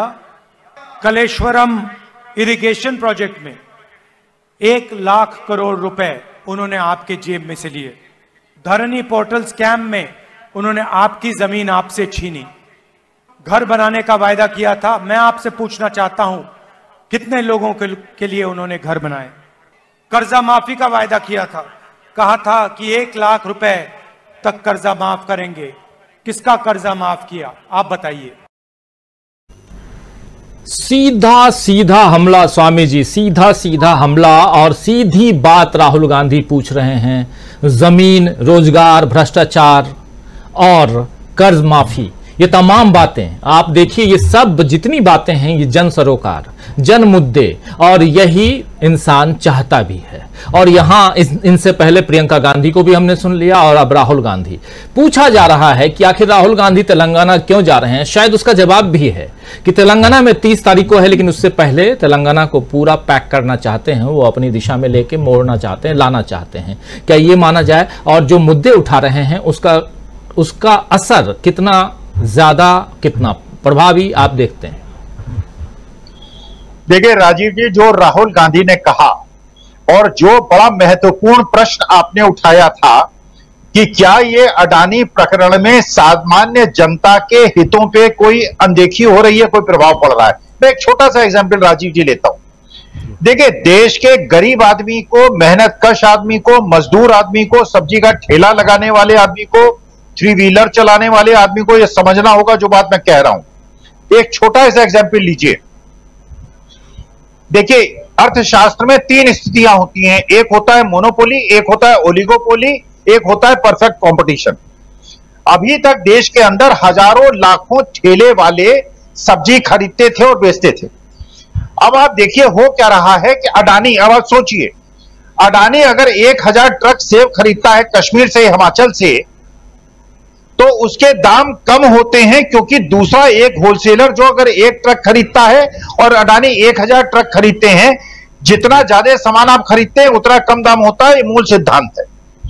अडानी खरीदता है सेब 1 किलो का 50 रुपए, एक होलसेलर खरीदता है 80 रुपए में, क्योंकि 1 ट्रक खरीदता है, ये 1000 ट्रक खरीदता है।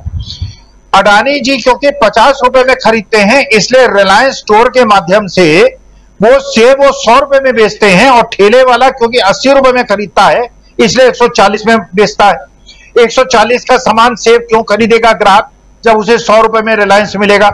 तो धीरे धीरे अडानी और रिलायंस ग्रुप ने हर 500 मीटर पर अगर रिलायंस के स्टोर खुल जाएंगे, आप राजीव जी एक सर्वे करा लीजिए, या आपके श्रोता दर्शक जो जानते होंगे या जो इस धंधे में होंगे, इस काम में होंगे, मैं आपको सच बात बता रहा हूं, जब आप किसी सब्जी और फल बेचने वाले ठेले वाले से बात करेंगे, उसके आंखों में आंसू आ जाएगा। इसलिए कि जिन जिन लोगों की नौकरियां छूटी हैं, उनके पास दो विकल्प होते हैं, या तो सब्जी का ठेला लगाएं या 3 व्हीलर चलाएं। 3 व्हीलर में आपने जो सीएनजी के दाम है वो 80 रुपए किलो पहुंचा दिए, जो 40 रुपए किलो थे। ग्राहक ने दाम नहीं बढ़ाया, उसकी इनपुट कॉस्ट बढ़ गई, उसकी आमदनी कम हो गई, कंपटीशन बढ़ गया। यही सब्जी और फल वालों के साथ हो रहा है, क्योंकि होलसेल में अडानी और अंबानी खरीद के हर क्षेत्र में राजीव जी हो रहा है। जो छोटा आदमी है, जो गरीब आदमी है, जो मेहनतकश आदमी है, उसके पास रोजगार है नहीं। अडानी ग्रुप का कितना मार्केट कैपिटलाइजेशन है, कितना टर्नओवर है, कितने लोगों को एम्प्लॉयमेंट देता है? 24-25 हजार लोगों। आप टाटा से कंपेयर कर लीजिए, इंफोसिस से कंपेयर कर लीजिए, रिलायंस से कंपेयर कर लीजिए, सब क्या लाखों एम्प्लॉइज हैं। अडानी जी क्या केवल 24,000 एम्प्लॉइज हैं। इसका मतलब यह है, माल थोक में खरीदो, कम दाम में खरीदो, छोटे लोगों को कंपटीशन से बाहर कर दो, जनता को, क्योंकि मोनोपोली हो जाएगी, जनता को जिस दाम पे चाहो बेचो, जनता भी लूटे, छोटा आदमी भी लूटे, और केवल बड़े बड़े पूंजीपतियों का। तो आपके जो मध्यम वर्ग के और अल्प मध्यम वर्ग के श्रोता दर्शक हैं, उनको ये बात समझनी चाहिए, उनके हितों की अनदेखी हो रही है। हिंदू मुसलमान में अगर आप फंसेंगे, उनके धर्म युद्ध में उलझेंगे, इसका मतलब यह है अपने परिवार को आप रोटी नहीं खिलाना चाहते और अपने बच्चों को नहीं पढ़ाना चाहते, उनको रोजगार नहीं कराना चाहते। इसलिए राष्ट्रहित में है जो Mahatma Gandhi rural employment guarantee scheme आई थी, गरीबों की आमदनी बढ़े, अमीरों की आमदनी कम हो, डिस्पैरिटी कम हो, तभी देश उन्नति राजीव जी करेगा।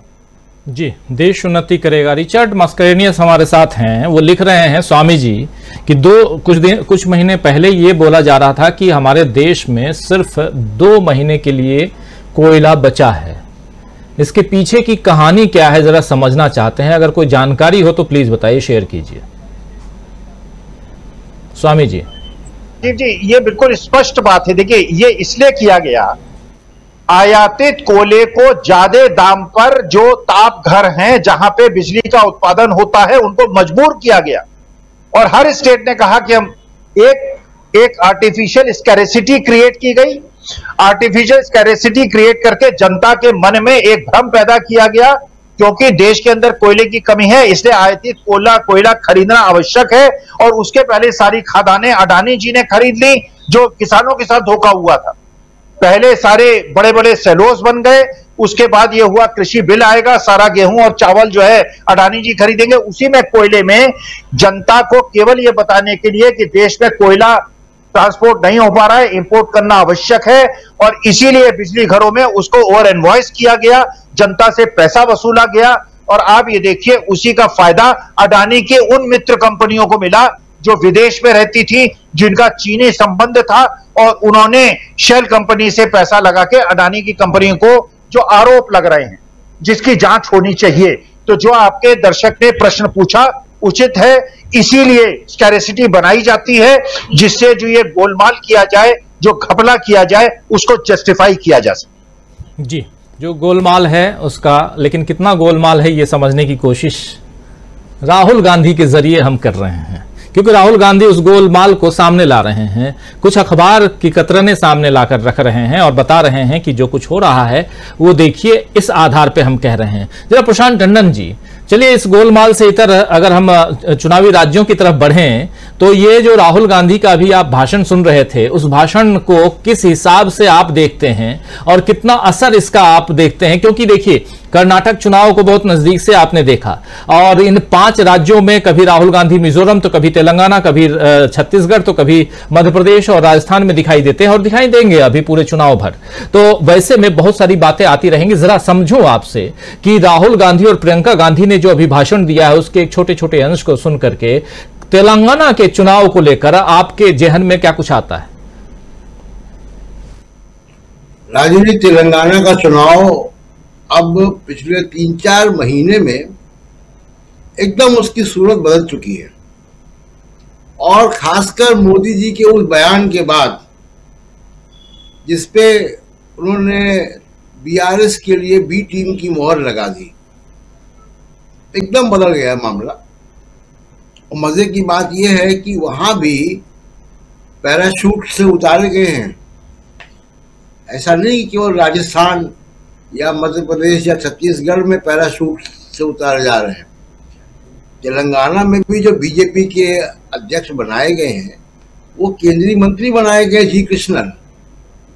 तो ये जी कृष्णन रेड्डी, तो ये बीजेपी की जो ये मास्टर स्ट्रोक है कि केंद्रीय नेताओं को राज्य के चुनाव में उतारो, उसके बाद उनका क्या होगा उस पर हम लोग चर्चा कर चुके हैं। लेकिन देखिए तेलंगाना वो राज्य है 3 वजह से बहुत वो चर्चा में होना चाहिए।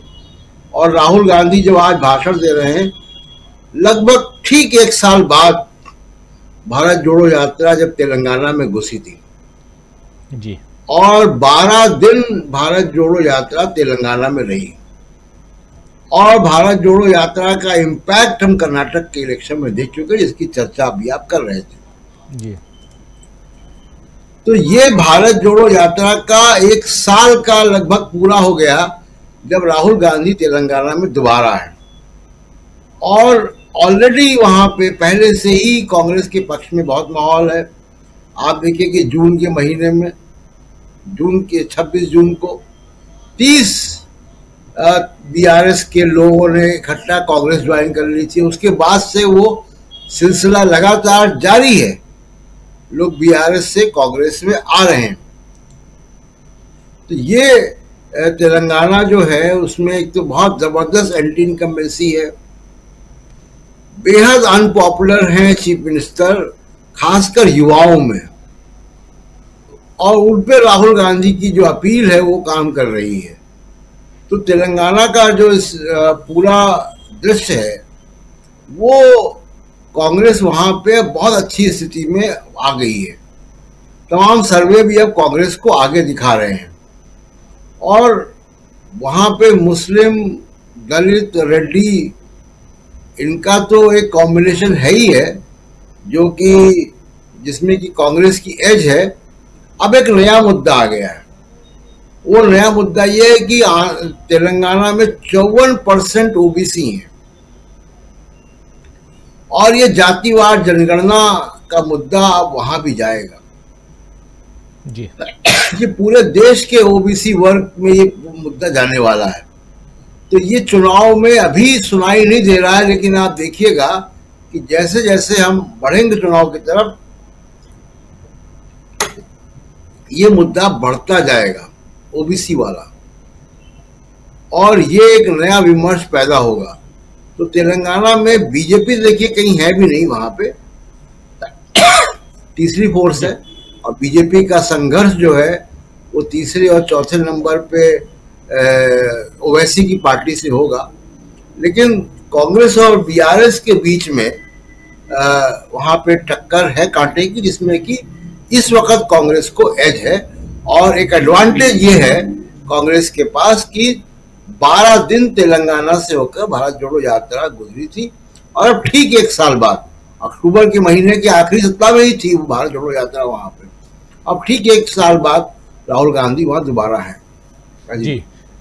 और ये एडवांटेज न सिर्फ तेलंगाना में भारत जोड़ो यात्रा गुजरी थी तेलंगाना से, बल्कि मध्य प्रदेश में भी वो एडवांटेज है। और वही एडवांटेज जो है वो राजस्थान में भी है। तो ये तीनों राज्य, तेलंगाना, मध्य प्रदेश और राजस्थान, तीनों राज्यों से राहुल गांधी की भारत जोड़ो यात्रा गुजरी थी। और अभी भारत जोड़ो यात्रा एक करके आए हैं राहुल गांधी मिजोरम में, और अभी 200 किलोमीटर तक की यात्रा करने वाले हैं इसी तेलंगाना में पिछले अगले 3 दिनों में राहुल गांधी। तो ये एक अलग माहौल क्रिएट कर सकता है। लेकिन इन राज्यों की स्थिति, वर्तमान स्थिति क्या कुछ कहती है, कैसा देखती हैं मीनू जैन जी, जरा उनसे समझूं कि राहुल गांधी, प्रियंका गांधी का आज तेलंगाना में होना, इससे पहले राहुल गांधी का मिजोरम में होना, इन दोनों राज्यों में राहुल गांधी का पहले चले जाना क्या मायने रखता है मीनू जी? जी देखिए, जो अभी बात हो रही थी भारत जोड़ो यात्रा के बारे में, उसका जो रूट था वो बड़ा इंटेलिजेंटली चार्ट आउट किया गया था।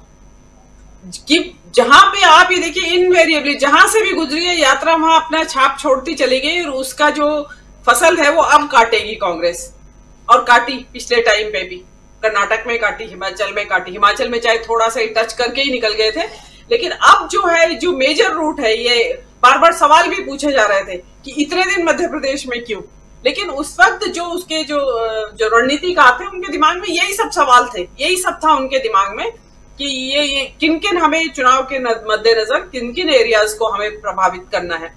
तो देखिए जो अभी बातें हो रही हैं, जो सोशल मीडिया में है या जो ग्राउंड से भी रिपोर्ट दे रहे हैं लोग, वो यही कह रहे हैं कि 5 राज्यों में क्लीन स्वीप है।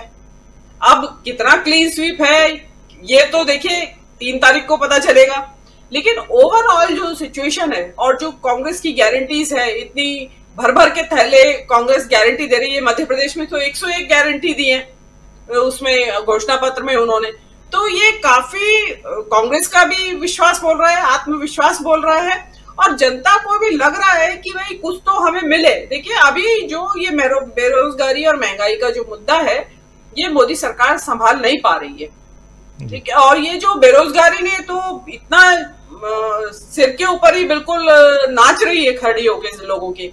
तो देखिए मान ले इन राज्यों में सरकार कांग्रेस की आ भी जाती है तो ऐसा कांग्रेस के पास कोई अलादीन का चिराग नहीं है कि वो एक महीने के अंदर अंदर सारी। बने रहिए, परिचर्चा अभी जारी है।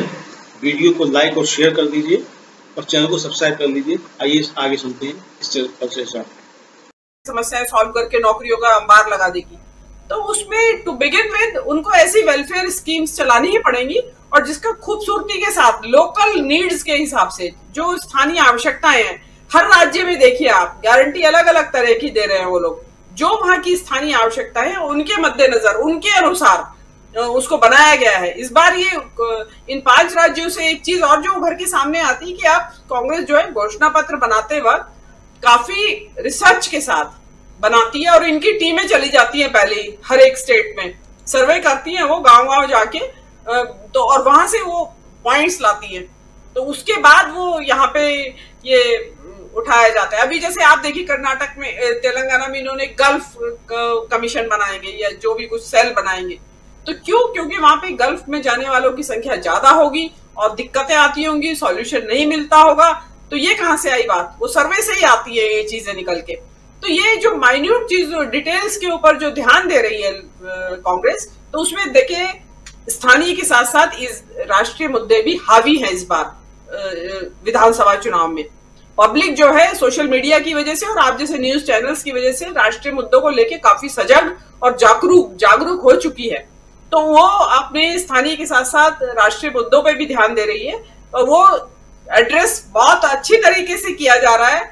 और मेरा मानना तो ऐसा है कि मैं क्लीन स्वीप की तो बात नहीं करती हूँ, लेकिन फार बेटर, बहुत बढ़िया परफॉर्मेंस इस बार कांग्रेस की रहना चाहिए जो अभी तक आज तक की जो स्थिति है उसके हिसाब से।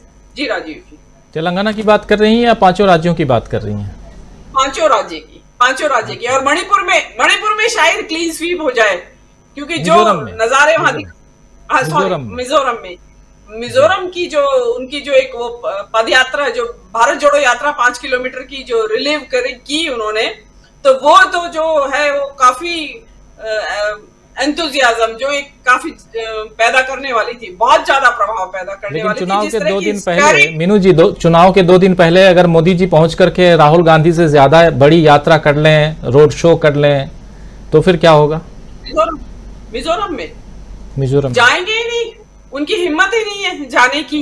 मिजोरम कैसे जाएंगे? वहां 60,000 कुकी बैठे हुए हैं मणिपुर से जो भागे हैं, वो शरणार्थी बने हुए, और वहां कुकीजों की बहुत बड़ी आबादी रहती है मिजोरम में। वही कुकीजों जिनका की मणिपुर में प्रताड़ना हुई है, उत्पीड़न हुआ है, उनकी महिलाओं को नग्न करके घुमाया गया है, सामूहिक बलात्कार हुए, मारे गए हैं, चर्चेस जलाए गए हैं।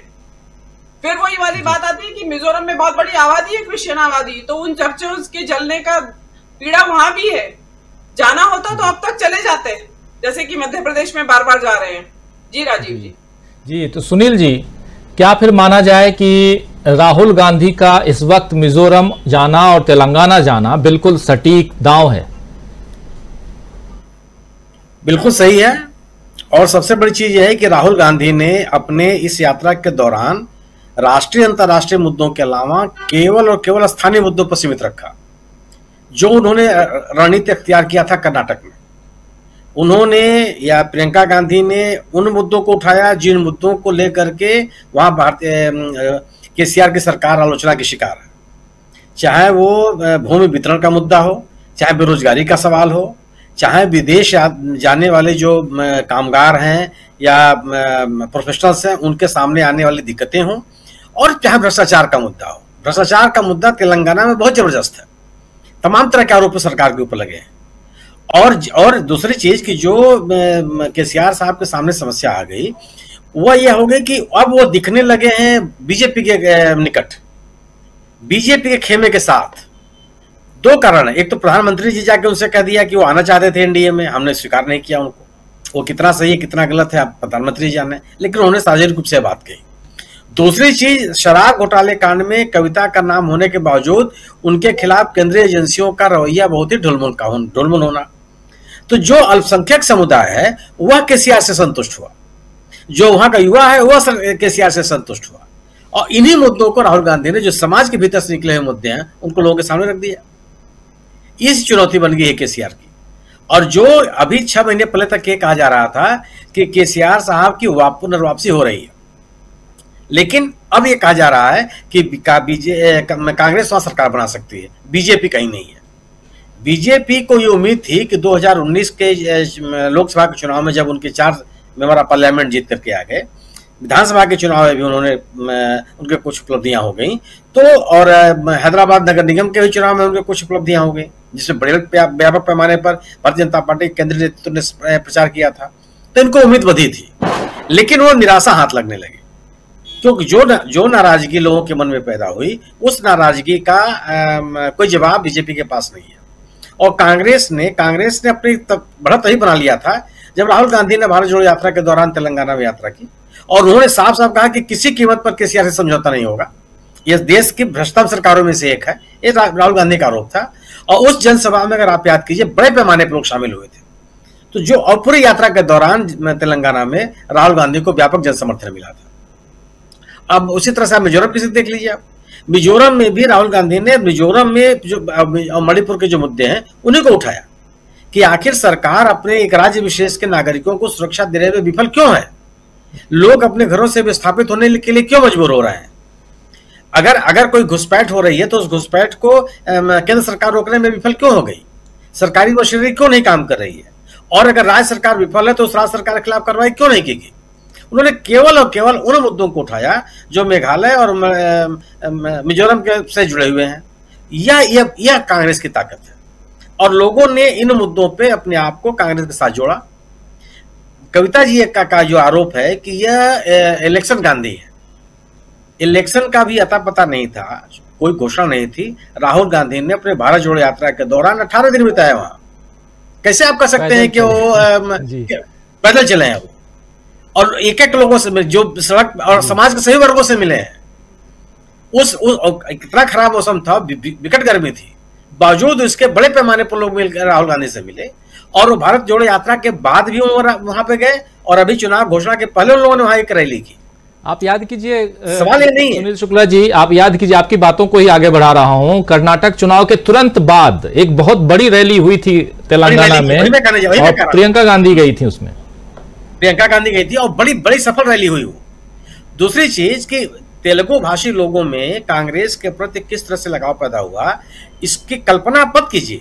आप उन इलाकों में चुनाव परिणाम देखिए जो तेलंगाना से सटे हुए कर्नाटक के राज्य हैं, जिले हैं, और वहां पे जिस तरह का तेलुगु भाषी लोगों ने कांग्रेस का समर्थन किया, बीजेपी के साथ नहीं गए, जनता दल के साथ नहीं गए, उन्होंने कांग्रेस का समर्थन किया। ये उनको लगा कि जो मुद्दे लोगों के सामने हैं, उन मुद्दों पे बात करने के लिए कांग्रेस है।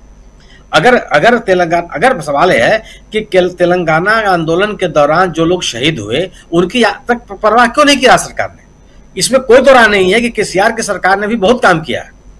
सामाजिक सुरक्षा के हित में बड़े ढेर सारे काम किए हैं, किसानों के लिए बड़े बड़े काम किए हैं। इसीलिए जो बीजेपी अपने लाभार्थी योजना की बात करती है, उसका कोई आकर्षण नहीं पैदा हो पाया वहां, लेकिन उससे बड़ी योजनाएं कांग्रेस लेके चली गई। आपने सवाल पूछा था दीपक पाचपोर साहब से कि तेलंगाना का असर छत्तीसगढ़ में क्या है। उसकी जरूरत नहीं है, छत्तीसगढ़ का असर तेलंगाना में है। इसलिए है कि कांग्रेस जो कह रही है वह छत्तीसगढ़ में करके आ रही है। वो तो जो गवर्नेंस कांग्रेस ने दिया वह उसका नमूना ही इस पड़ोसी राज्यों में है। अभी जो संदेश जा रहा है लोगों के बीच में, सवाल यह है कि अगर ओल्ड पेंशन योजना एक बड़ा मुद्दा है और कांग्रेस उस पर सकारात्मक रुख अख्तियार किए हुए है, न केवल बात कर रही है, इस देश में सबसे पहले ओल्ड पेंशन योजना लागू करने वालों में राजस्थान और छत्तीसगढ़ की सरकार है। अब तो इतना पहले पैदा उन्होंने इसको लागू कर दिया था कि अब तो पेंशन की पहले किस्त देने की स्थिति आ गई और सरकार वह देने के लिए तैयार है। तो आप अभी स्थिति है कि छत्तीसगढ़ का असर तेलंगाना में है और तेलंगाना के लोग देख रहे हैं कि कांग्रेस ने किस तरह की गवर्नेंस छत्तीसगढ़ में दी है, वो उनके विश्वास का सबसे बड़ा आधार। और मैं ये मानता हूं कि कांग्रेस ने अपने रणनीति का सबसे अच्छा तरीका अपनाया है कि केवल स्थानीय मुद्दों की बात कीजिए। अडानी का मुद्दा तेलंगाना में केवल यह है कि भ्रष्टाचार का मुद्दा है, केंद्र सरकार पे हमला है, लेकिन आज उनको केसीआर को घेरना है वहां, और केसीआर पे पहले से ही भ्रष्टाचार के तमाम मुद्दे हैं। उन्हीं मुद्दों को सामने लाने की आवश्यकता है जो कांग्रेस प्रभावी तरीके से कर रही है। अगर वाईएसआर साहब की पुत्री की पार्टी कांग्रेस के साथ खड़ी हो गई तो इसका मतलब, इसका एक राजनीतिक संदेश है कि कांग्रेस उस राज्य में एक मजबूत राजनीतिक ताकत के रूप में मौजूद है और जो केसीआर का सामना करने की स्थिति में है, कांग्रेस सत्ता छीनने की स्थिति में है। अगर केसीआर साहब के प्रचंड समर्थक तमाम उनकी पार्टी के लोग छोड़ करके कांग्रेस में चले गए तो इसका एक राजनीतिक संदेश है कि कांग्रेस एक बड़ी राजनीतिक ताकत है और अपदस्थ करने की स्थिति में है केसीआर को। और यह जो विश्वास बना लोगों का, वह जो विश्वास बनाने में कांग्रेस सफल हुई है, उससे बीजेपी की परेशानी है। बीजेपी न तो मिजोरम में लड़ पा रही है और न तो तेलंगाना में लड़ पा रही, कोई नाम ही लेने वाला नहीं है, कोई प्रचार ही नहीं हो रहा है वहां। मुझे इस बात की आशंका है कि मिजोरम में भारतीय जनता पार्टी को उम्मीदवार मिलेंगे अभी कि नहीं मिलेंगे। अगर आपको लेह के हिल डेवलपमेंट काउंसिल के चुनाव में 8 क्षेत्रों में अगर प्रत्याशी नहीं मिले तो मुझे पूरी आशंका है कि आपको पूरे प्रत्याशी नहीं मिलेंगे मिजोरम चुनाव, आपकी पार्टी आपके सिंबल पर चुनाव लड़ने के लिए। वह स्थिति अब बाकी राज्यों में क्या है? आप मध्य प्रदेश, आप अपने पार्टी के लोगों को संगठित करने में विफल हैं। ये कब होता? आप केंद्रीय नेतृत्व के खिलाफ लोग अब उनकी बात कौन सुनी या विद्रोह की स्थिति कब होती है? जब आप में चुनाव जिताने की ताकत नहीं रह जाती, आप अपने चेहरे पर चुनाव नहीं जिता सकने की स्थिति में होते हैं। वही स्थिति राजस्थान में है, वही स्थिति मध्य प्रदेश में है, वही स्थिति छत्तीसगढ़ में है। छत्तीसगढ़ में तो कोई नाम लेने वाला नहीं। इसलिए स्थिति है कि चुनाव कौन जीतेगा कौन हारेगा, हम लोग ज्योतिषी नहीं है, लेकिन यह निश्चित है कि भारतीय जनता पार्टी के खिलाफ कांग्रेस ने बड़ी मजबूती के साथ अपनी मौजूदगी दर्ज की है और यह दिख रही है कि वो सत्ता छीन सकती है बीजेपी से और अपनी सत्ता को बहाल रख सकती है उन राज्यों में जहां पर सत्ता में है। जी बिल्कुल, जिन राज्यों में सत्ता में है। और इस वक्त सत्ता में आप देख रहे हैं कि मध्य प्रदेश में थी कांग्रेस सत्ता में, लेकिन वहां छीन ली गई उससे सरकार और कमलनाथ की सरकार थी। लेकिन छत्तीसगढ़ और राजस्थान में कांग्रेस सत्ता में है और तेलंगाना में पुरजोर कोशिश कांग्रेस कर रही है और उधर अभी लौट के आए हैं मिजोरम से राहुल गांधी। लेकिन कांग्रेस क्या अपनी रणनीति में बीजेपी से आगे दिखाई दे रही है? जरा समझना चाहता हूं संजय जी, कांग्रेस की रणनीति क्या बीजेपी से आगे की नजर आ रही है? बिल्कुल, मैंने बीजेपी ने एक तो है कि सत्ता में रहने से ही इनकम्बेंसी फैक्टर हो जाता है। तो बीजेपी ने जो काम किया है वो तो पूरा ही नेगेटिव होने का। एक तो आपने जरूरत से ज्यादा वायदे कर दिए थे और अनएक्सपेक्टेड वायदे कर दिए थे, ऐसे कर दिए थे जो पूरे नहीं होने थे। बिल्कुल 15 लाख रुपए जैसे वायदे थे, तो उसमें और उसको करने की कोई कोशिश ही नहीं और सिर्फ ये कह के भूल गए कि वो तो भाई जुमला था। तो ऐसा होता नहीं है और मुझे लगता है कि इससे जो लोगों को दुख तकलीफ या ठगा गया महसूस होगा वो सब अब इकट्ठा हुआ है, क्योंकि कुछ काम ही नहीं हुआ है। कुछ काम ही नहीं हुआ से मेरा मतलब है कि कुछ पॉजिटिव काम नहीं हुआ है। सरकार कहने को कह सकती है कि हमने ये किया वो किया, पब्लिक इंटरेस्ट में कोई काम नहीं हुआ है वो। तो इसलिए मुझे लगता है कि नेगेटिव वोट ज्यादा है और पॉजिटिव कम है। पॉजिटिव की जरूरत नहीं थी, पॉजिटिव की जरूरत नहीं थी, नेगेटिव इतना था कि अगर 2019 में राहुल गांधी ने जो काम किया था या नहीं किया था, वो स्थिति भी अभी बहुत कांग्रेस के लिए मजबूत होती, और उसके मुकाबले तो राहुल गांधी या कांग्रेस या इंडिया गठबंधन ने बहुत ज्यादा काम किया है, इसलिए कोई मुकाबला नहीं है, बहुत आगे है। और वो सारा बीजेपी के नेगेटिव वोट के चलते दिख रहा है और ज्यादा दिख रहा है। और बाकी सारी चीजें जैसे ये अपना तेलंगाना का है, अब तेलंगाना में ये कहना कि हम राहुल गांधी को इलेक्शन गांधी बोलेंगे, ये बताता है कि राहुल गांधी का इफेक्ट कितना है, अदरवाइज बोलने की क्या जरूरत थी? अदरवाइज राहुल गांधी को इलेक्शन गांधी बोलने की क्या जरूरत थी? सबको पता है कि राहुल गांधी कितना आते हैं, कितना नहीं आते हैं, कितना एक्टिव थे पॉलिटिक्स में, क्या कर रहे थे, सब लोग देख रहे हैं।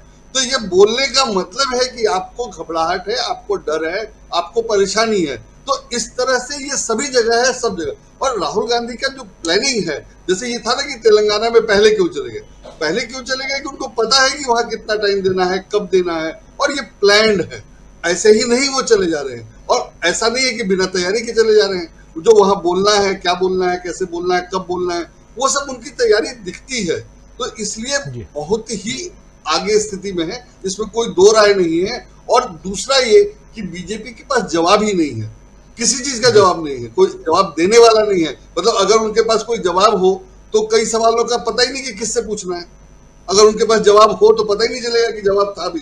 तो ये स्थिति बीजेपी ने खुद बना ली है कि भाई नरेंद्र मोदी से सब कोई पूछ नहीं सकता, और बाकी किससे पूछे, कौन जवाब देगा या दे सकता है, ये किसी को पता ही नहीं है। मैंने पत्रकारों को भी नहीं पता है, हम लोगों को भी नहीं पता, तो उसका भी नुकसान है। और इससे पब्लिक ये समझ रही है कि बिल्कुल डिस्कनेक्ट है, पब्लिक से तो डिस्कनेक्ट है ही है।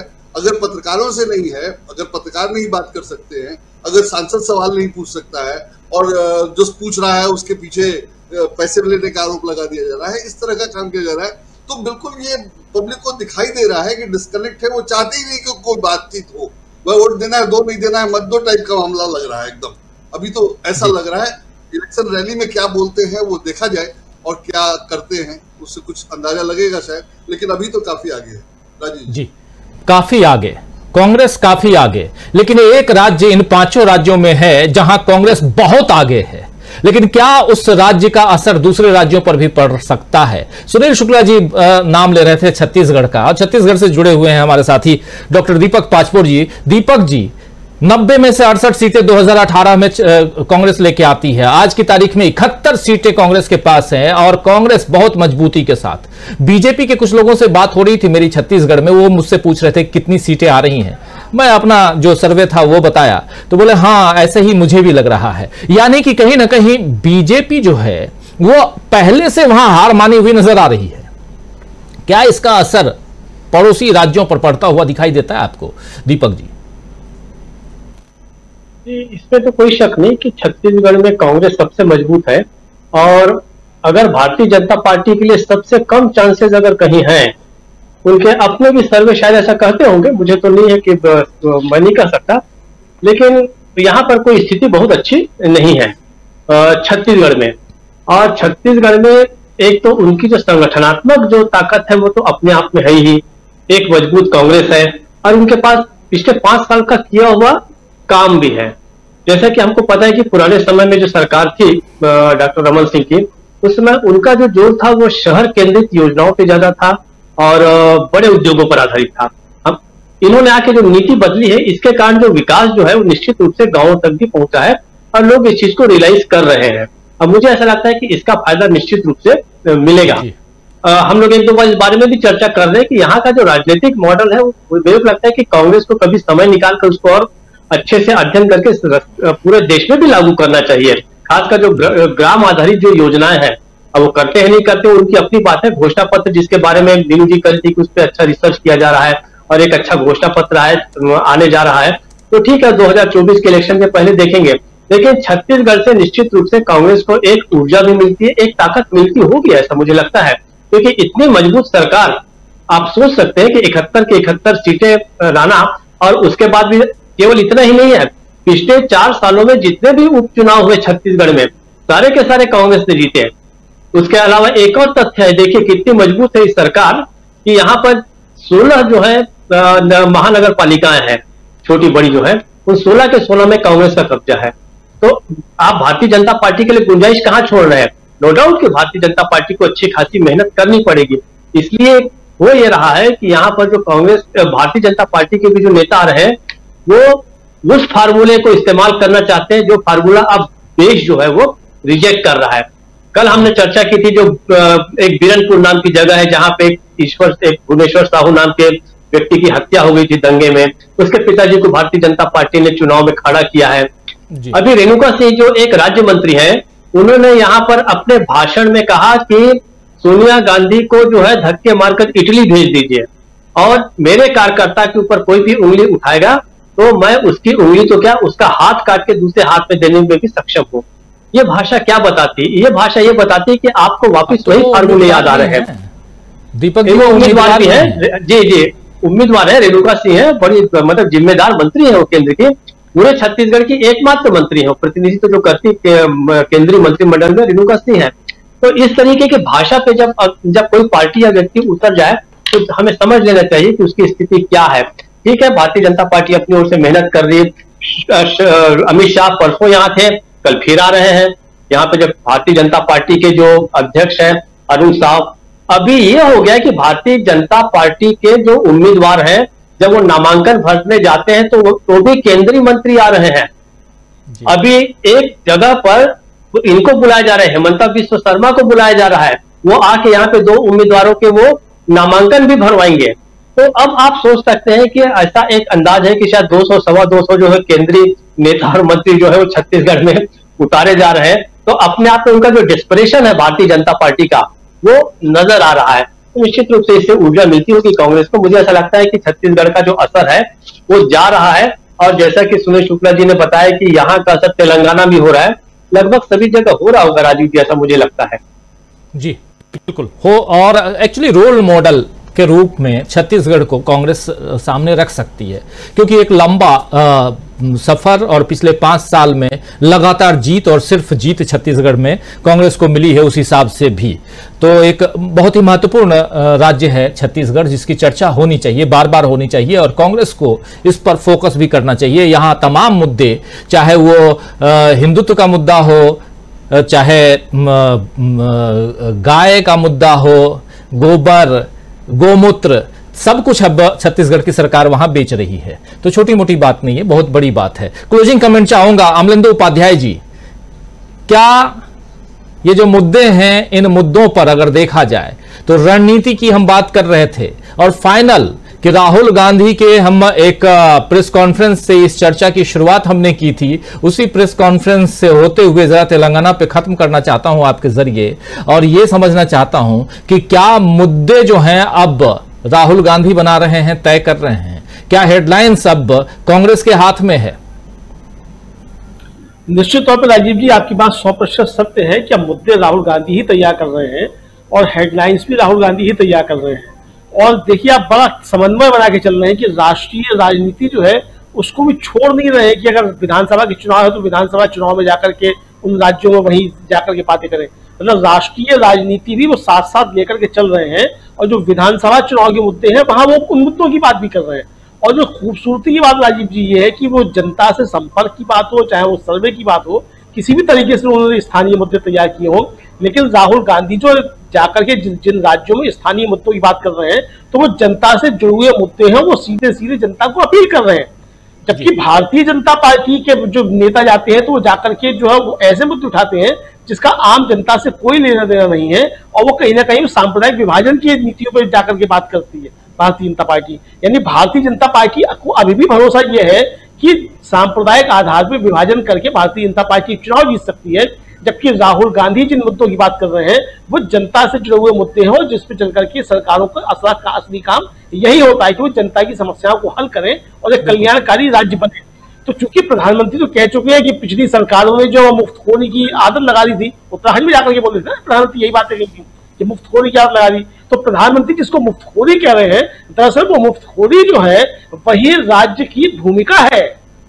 स्टेट किस लिए है? स्टेट इसीलिए है कि वो आम जनता की समस्याओं को हल करे और सारे नागरिकों का जीवन जो है वो खुशहाल हो। राहुल गांधी जो नीतियां बना रहे हैं, जिन मुद्दों की बात कर रहे हैं, वो जनता का जीवन खुशहाल बनाने की नीतियां हैं और प्रधानमंत्री जिन मुद्दों की बात कर रहे हैं वो जनता को बदहाल बनाने की हैं और उनके खास मित्रों को खुश करने वाली नीतियां हैं। इसलिए मुझे लगता है कि चाहे वो राष्ट्रीय राजनीति हो और चाहे तेलंगाना हो, दोनों जगह ये मुद्दे हावी रहेंगे। और राहुल गांधी जिस तरीके से तेलंगाना में जाकर के वहां की सीआई की सरकार के भ्रष्टाचार की बात कर रहे हैं, लगातार वहां प्रहार कर रहे हैं, और आज भी एक जो है बीआरएस के पूर्व विधायक और एक जिला पंचायत के अध्यक्ष जो है वो वहां बीआरएस छोड़ करके कांग्रेस में शामिल हुए राहुल गांधी के वहां पहुंचने से पहले ही। तो ये साफ बता रहा है कि तेलंगाना में भी राहुल गांधी जो है वो पहुंचे हैं और तेलंगाना में अब बहुत तेजी के साथ बढ़ रहे हैं। जो आपने सवाल किया था कि मतलब लोग ये कह रहे थे वो पहले चले गए वहां, अभी जाना चाहिए था छत्तीसगढ़ या, तो राहुल गांधी समझ रहे हैं कि छत्तीसगढ़ और मध्य प्रदेश और राजस्थान यहाँ तो कांग्रेस मजबूती के साथ है ही, एक चौथा राज्य जो हमको छीनना है वहां थोड़ा ज्यादा जोर लगाने की आवश्यकता है ताकि चौथा राज्य भी जो हो छीना जा सके। इसलिए राहुल गांधी वहां पहले पहुंचे हैं कि चौथा राज्य जो छीनना है और कांग्रेस की झोली में लाना है। जो राहुल गांधी कह रहे हैं 5 राज्य जीतने जा रहे हैं, वो 5 राज्य पूरे हो, इसके लिए राहुल गांधी जो है वो तेलंगाना पे भी ज्यादा जोर दे रहे हैं, समय से पहले जोर दे रहे हैं, बाद में भी जाएंगे। बिल्कुल बिल्कुल, चुनाव का वक्त है दोस्तों, और अगले महीने 7 तारीख से चुनाव की शुरुआत होगी, वोटिंग की शुरुआत होगी 7 नवंबर से लेकर 30 नवंबर तक, और 3 दिसंबर को रिजल्ट आना है सामने, और कई सारे रूप रंग सब दिखाई देंगे, और हम वो तमाम रंग जो है चुनावी रंग आप तक पहुंचाएंगे ग्राउंड रिपोर्टिंग के जरिए। इंतजार बस ये हो रहा है कि पूरी लिस्ट आ जाए। छत्तीसगढ़ की लिस्ट लगभग आ चुकी है, 83 कांग्रेस और 85 बीजेपी की लिस्ट आ चुकी है। 90 सीटें हैं, 5 बीजेपी के अभी बाकी हैं उम्मीदवार और 7 कांग्रेस के बाकी हैं। मीनू जैन जी कुछ जोड़ना चाह रही हैं? बार बार सवाल पूछा जा रहा है आप सोशल मीडिया में भी कि भाई मिजोरम और वहां क्यों जा रहे हैं तेलंगाना राहुल गांधी, जहां होना चाहिए वहां जाएं। मिजोरम और तेलंगाना इसलिए जा रहे हैं कि वो वहां भट्टी जला के कढ़ाई में दूध चढ़ा के आ गए हैं कढ़ाने के लिए। जब तक वहां का नंबर आएगा मिजोरम और तेलंगाना का, तब तक दूध की रबड़ी बनी हुई मिलेगी उनको, इसलिए जा रहे हैं वो। बहुत शानदार विश्लेषण मीनू जी। कुछ जोड़ना चाहते हैं प्रशांत जी? कह सकता हूं कि जो बाइडेन को इस वक्त इजराइल नहीं जाना चाहिए था। देखिए आज ही वापस आ गए। जो बाइडेन के साथ में एक्चुअली ये जो नेतन्याहू हैं उन्होंने खेल कर दिया है, जो बाइडेन के साथ में खेल कर दिया है, सच्चाई ये है। और जो बाइडेन भागे भागे आए और आज ही वापस जा रहे हैं, उनको मिलना था अरब कंट्रीज के लोगों से, उनको तमाम मीटिंग्स करनी थी, वो मिस्र के राष्ट्रपति से मिलना था, और उन्होंने क्या कर दिया आप देख लीजिए। और एक बमबारी कल रात को हुई, उसमें लगभग 500 लोगों की जान चली गई। परिस्थिति कहां बदल गई उस पर चर्चा हम लगातार कर ही रहे हैं। तो आप सही कह रहे हैं कि उनको वहां नहीं जो राहुल गांधी को सलाह दे रहे हैं, मैं उनको कह रहा हूं कि जरा जो बाइडेन को सलाह भी दिया करें। बिल्कुल बिल्कुल। सुनील जी भी कुछ जोड़ना चाह रहे हैं? सुनील जी, यही जो मैं प्रशांत जी के साथ हूं कि जो लोग राहुल गांधी को सलाह दे रहे हैं वो लोग नेतन्याहू और बाइडेन को भी सलाह दें, क्योंकि अपने देश में तो कुछ कर नहीं पा रहे हैं, वो उनके पास कुछ करने के लिए है नहीं। जी बिल्कुल बिल्कुल। तो देखिए एक बहुत भले हंसी ठिठोली हो, हंसी मजाक हो, लेकिन बहुत सीरियस मुद्दा है इजराइल और फिलिस्तीन के बीच जो कुछ हो रहा है, और इसमें दुनिया जो है वो 2 ध्रुवों में बटी हुई दिखाई दे रही है। लेकिन इसमें सबसे बड़ी बात कि दुनिया का एक बड़ा तबका, बहुत बड़ा तबका, एक बड़ा नहीं बहुत बड़ा तबका, वो इस युद्ध के खिलाफ है, वो इजराइल जो कुछ कर रहा है उसके खिलाफ है, फिलिस्तीन के पक्ष में है, और इन लोगों को रोकने की कोशिश हो रही है। तमाम जितने विजुअल्स आ रहे हैं उसको आप देखेंगे। तो इजराइल फिलिस्तीन पर चर्चा हम कर रहे हैं लगातार, और आपको कुछ करना नहीं है, हमारी राय का एक छोटा सा वीडियो 10 मिनट का देख लिया कीजिए। दिन भर क्या कुछ हुआ, कल रात से लेकर आज दिन तक क्या कुछ हुआ, सब कुछ वहां हम पेश करते हैं, आपके सामने रखते हैं, तो उसको जरूर देखिए। और चूंकि युद्ध का मामला है, उसमें बहुत ऐसी चीजें हैं जो हम यहां आप तक विजुअली नहीं ला सकते हैं, इसलिए भी थोड़ा सा बचते हैं। आप जानते हैं कि कुछ कुछ हमारे सामने भी जो पत्रकारिता के जो उसूल हैं उसका पालन करना भी जरूरी है, उन उसूलों का पालन कर रहे हैं। हम उन बच्चों को नहीं दिखा सकते हैं जो हताहत हो रहे हैं, हम उन माताओं को नहीं दिखा सकते हैं, उन बहनों को नहीं दिखा सकते हैं, उन भाइयों को नहीं दिखा सकते हैं जिनके ऊपर बमबारी हो रही है। इसलिए भी, लेकिन उन बातों को हम आप तक जरूर पहुंचा सकते हैं और पहुंचा रहे हैं। तो हमारी राय जरूर देखिए। रोज एक वीडियो आपके सामने हम इजराइल फिलिस्तीन में जो कुछ चल रहा है उस पर, लेकिन कितना झूठ बोला जा रहा है उसका पर्दाफाश आज हमने किया है, जरूर देखिएगा। इजराइल कैसे झूठ कह रहा है, झूठ बोल रहा है, लेकिन इजराइल ने खेल कर दिया है जो बाइडेन साहब के साथ। और इधर मोदी जी आज फिर एक ट्वीट कर दिए हैं, मणिपुर पे नहीं, आप गलतफहमी मत रहिए, इजराइल पे किया उन्होंने ट्वीट। तो बहुत बहुत शुक्रिया अदा करना चाहता हूं मीनू जी आपका, सुनील शुक्ला जी आपका, प्रशांत टंडन जी आपका, संजय कुमार सिंह साहब आपका बहुत शुक्रिया। शुक्रिया डॉक्टर। आशा है ये कार्यक्रम आपको पसंद आया होगा। इस वीडियो को ज्यादा से ज्यादा शेयर करें, लाइक करें और कमेंट करके बताएं आपकी राय क्या है। और अगर आपने हमारा यूट्यूब चैनल अभी तक सब्सक्राइब नहीं किया है तो तुरंत इसको सब्सक्राइब कर लीजिए और बेल आइकन भी दबा दीजिएगा ताकि अगली जब वीडियो अपलोड हो तो आपके पास इसका नोटिफिकेशन पहुंच सके। और अगर आपने हमारा फेसबुक पेज फॉलो नहीं किया है, फेसबुक पेज को भी फॉलो करें। धन्यवाद।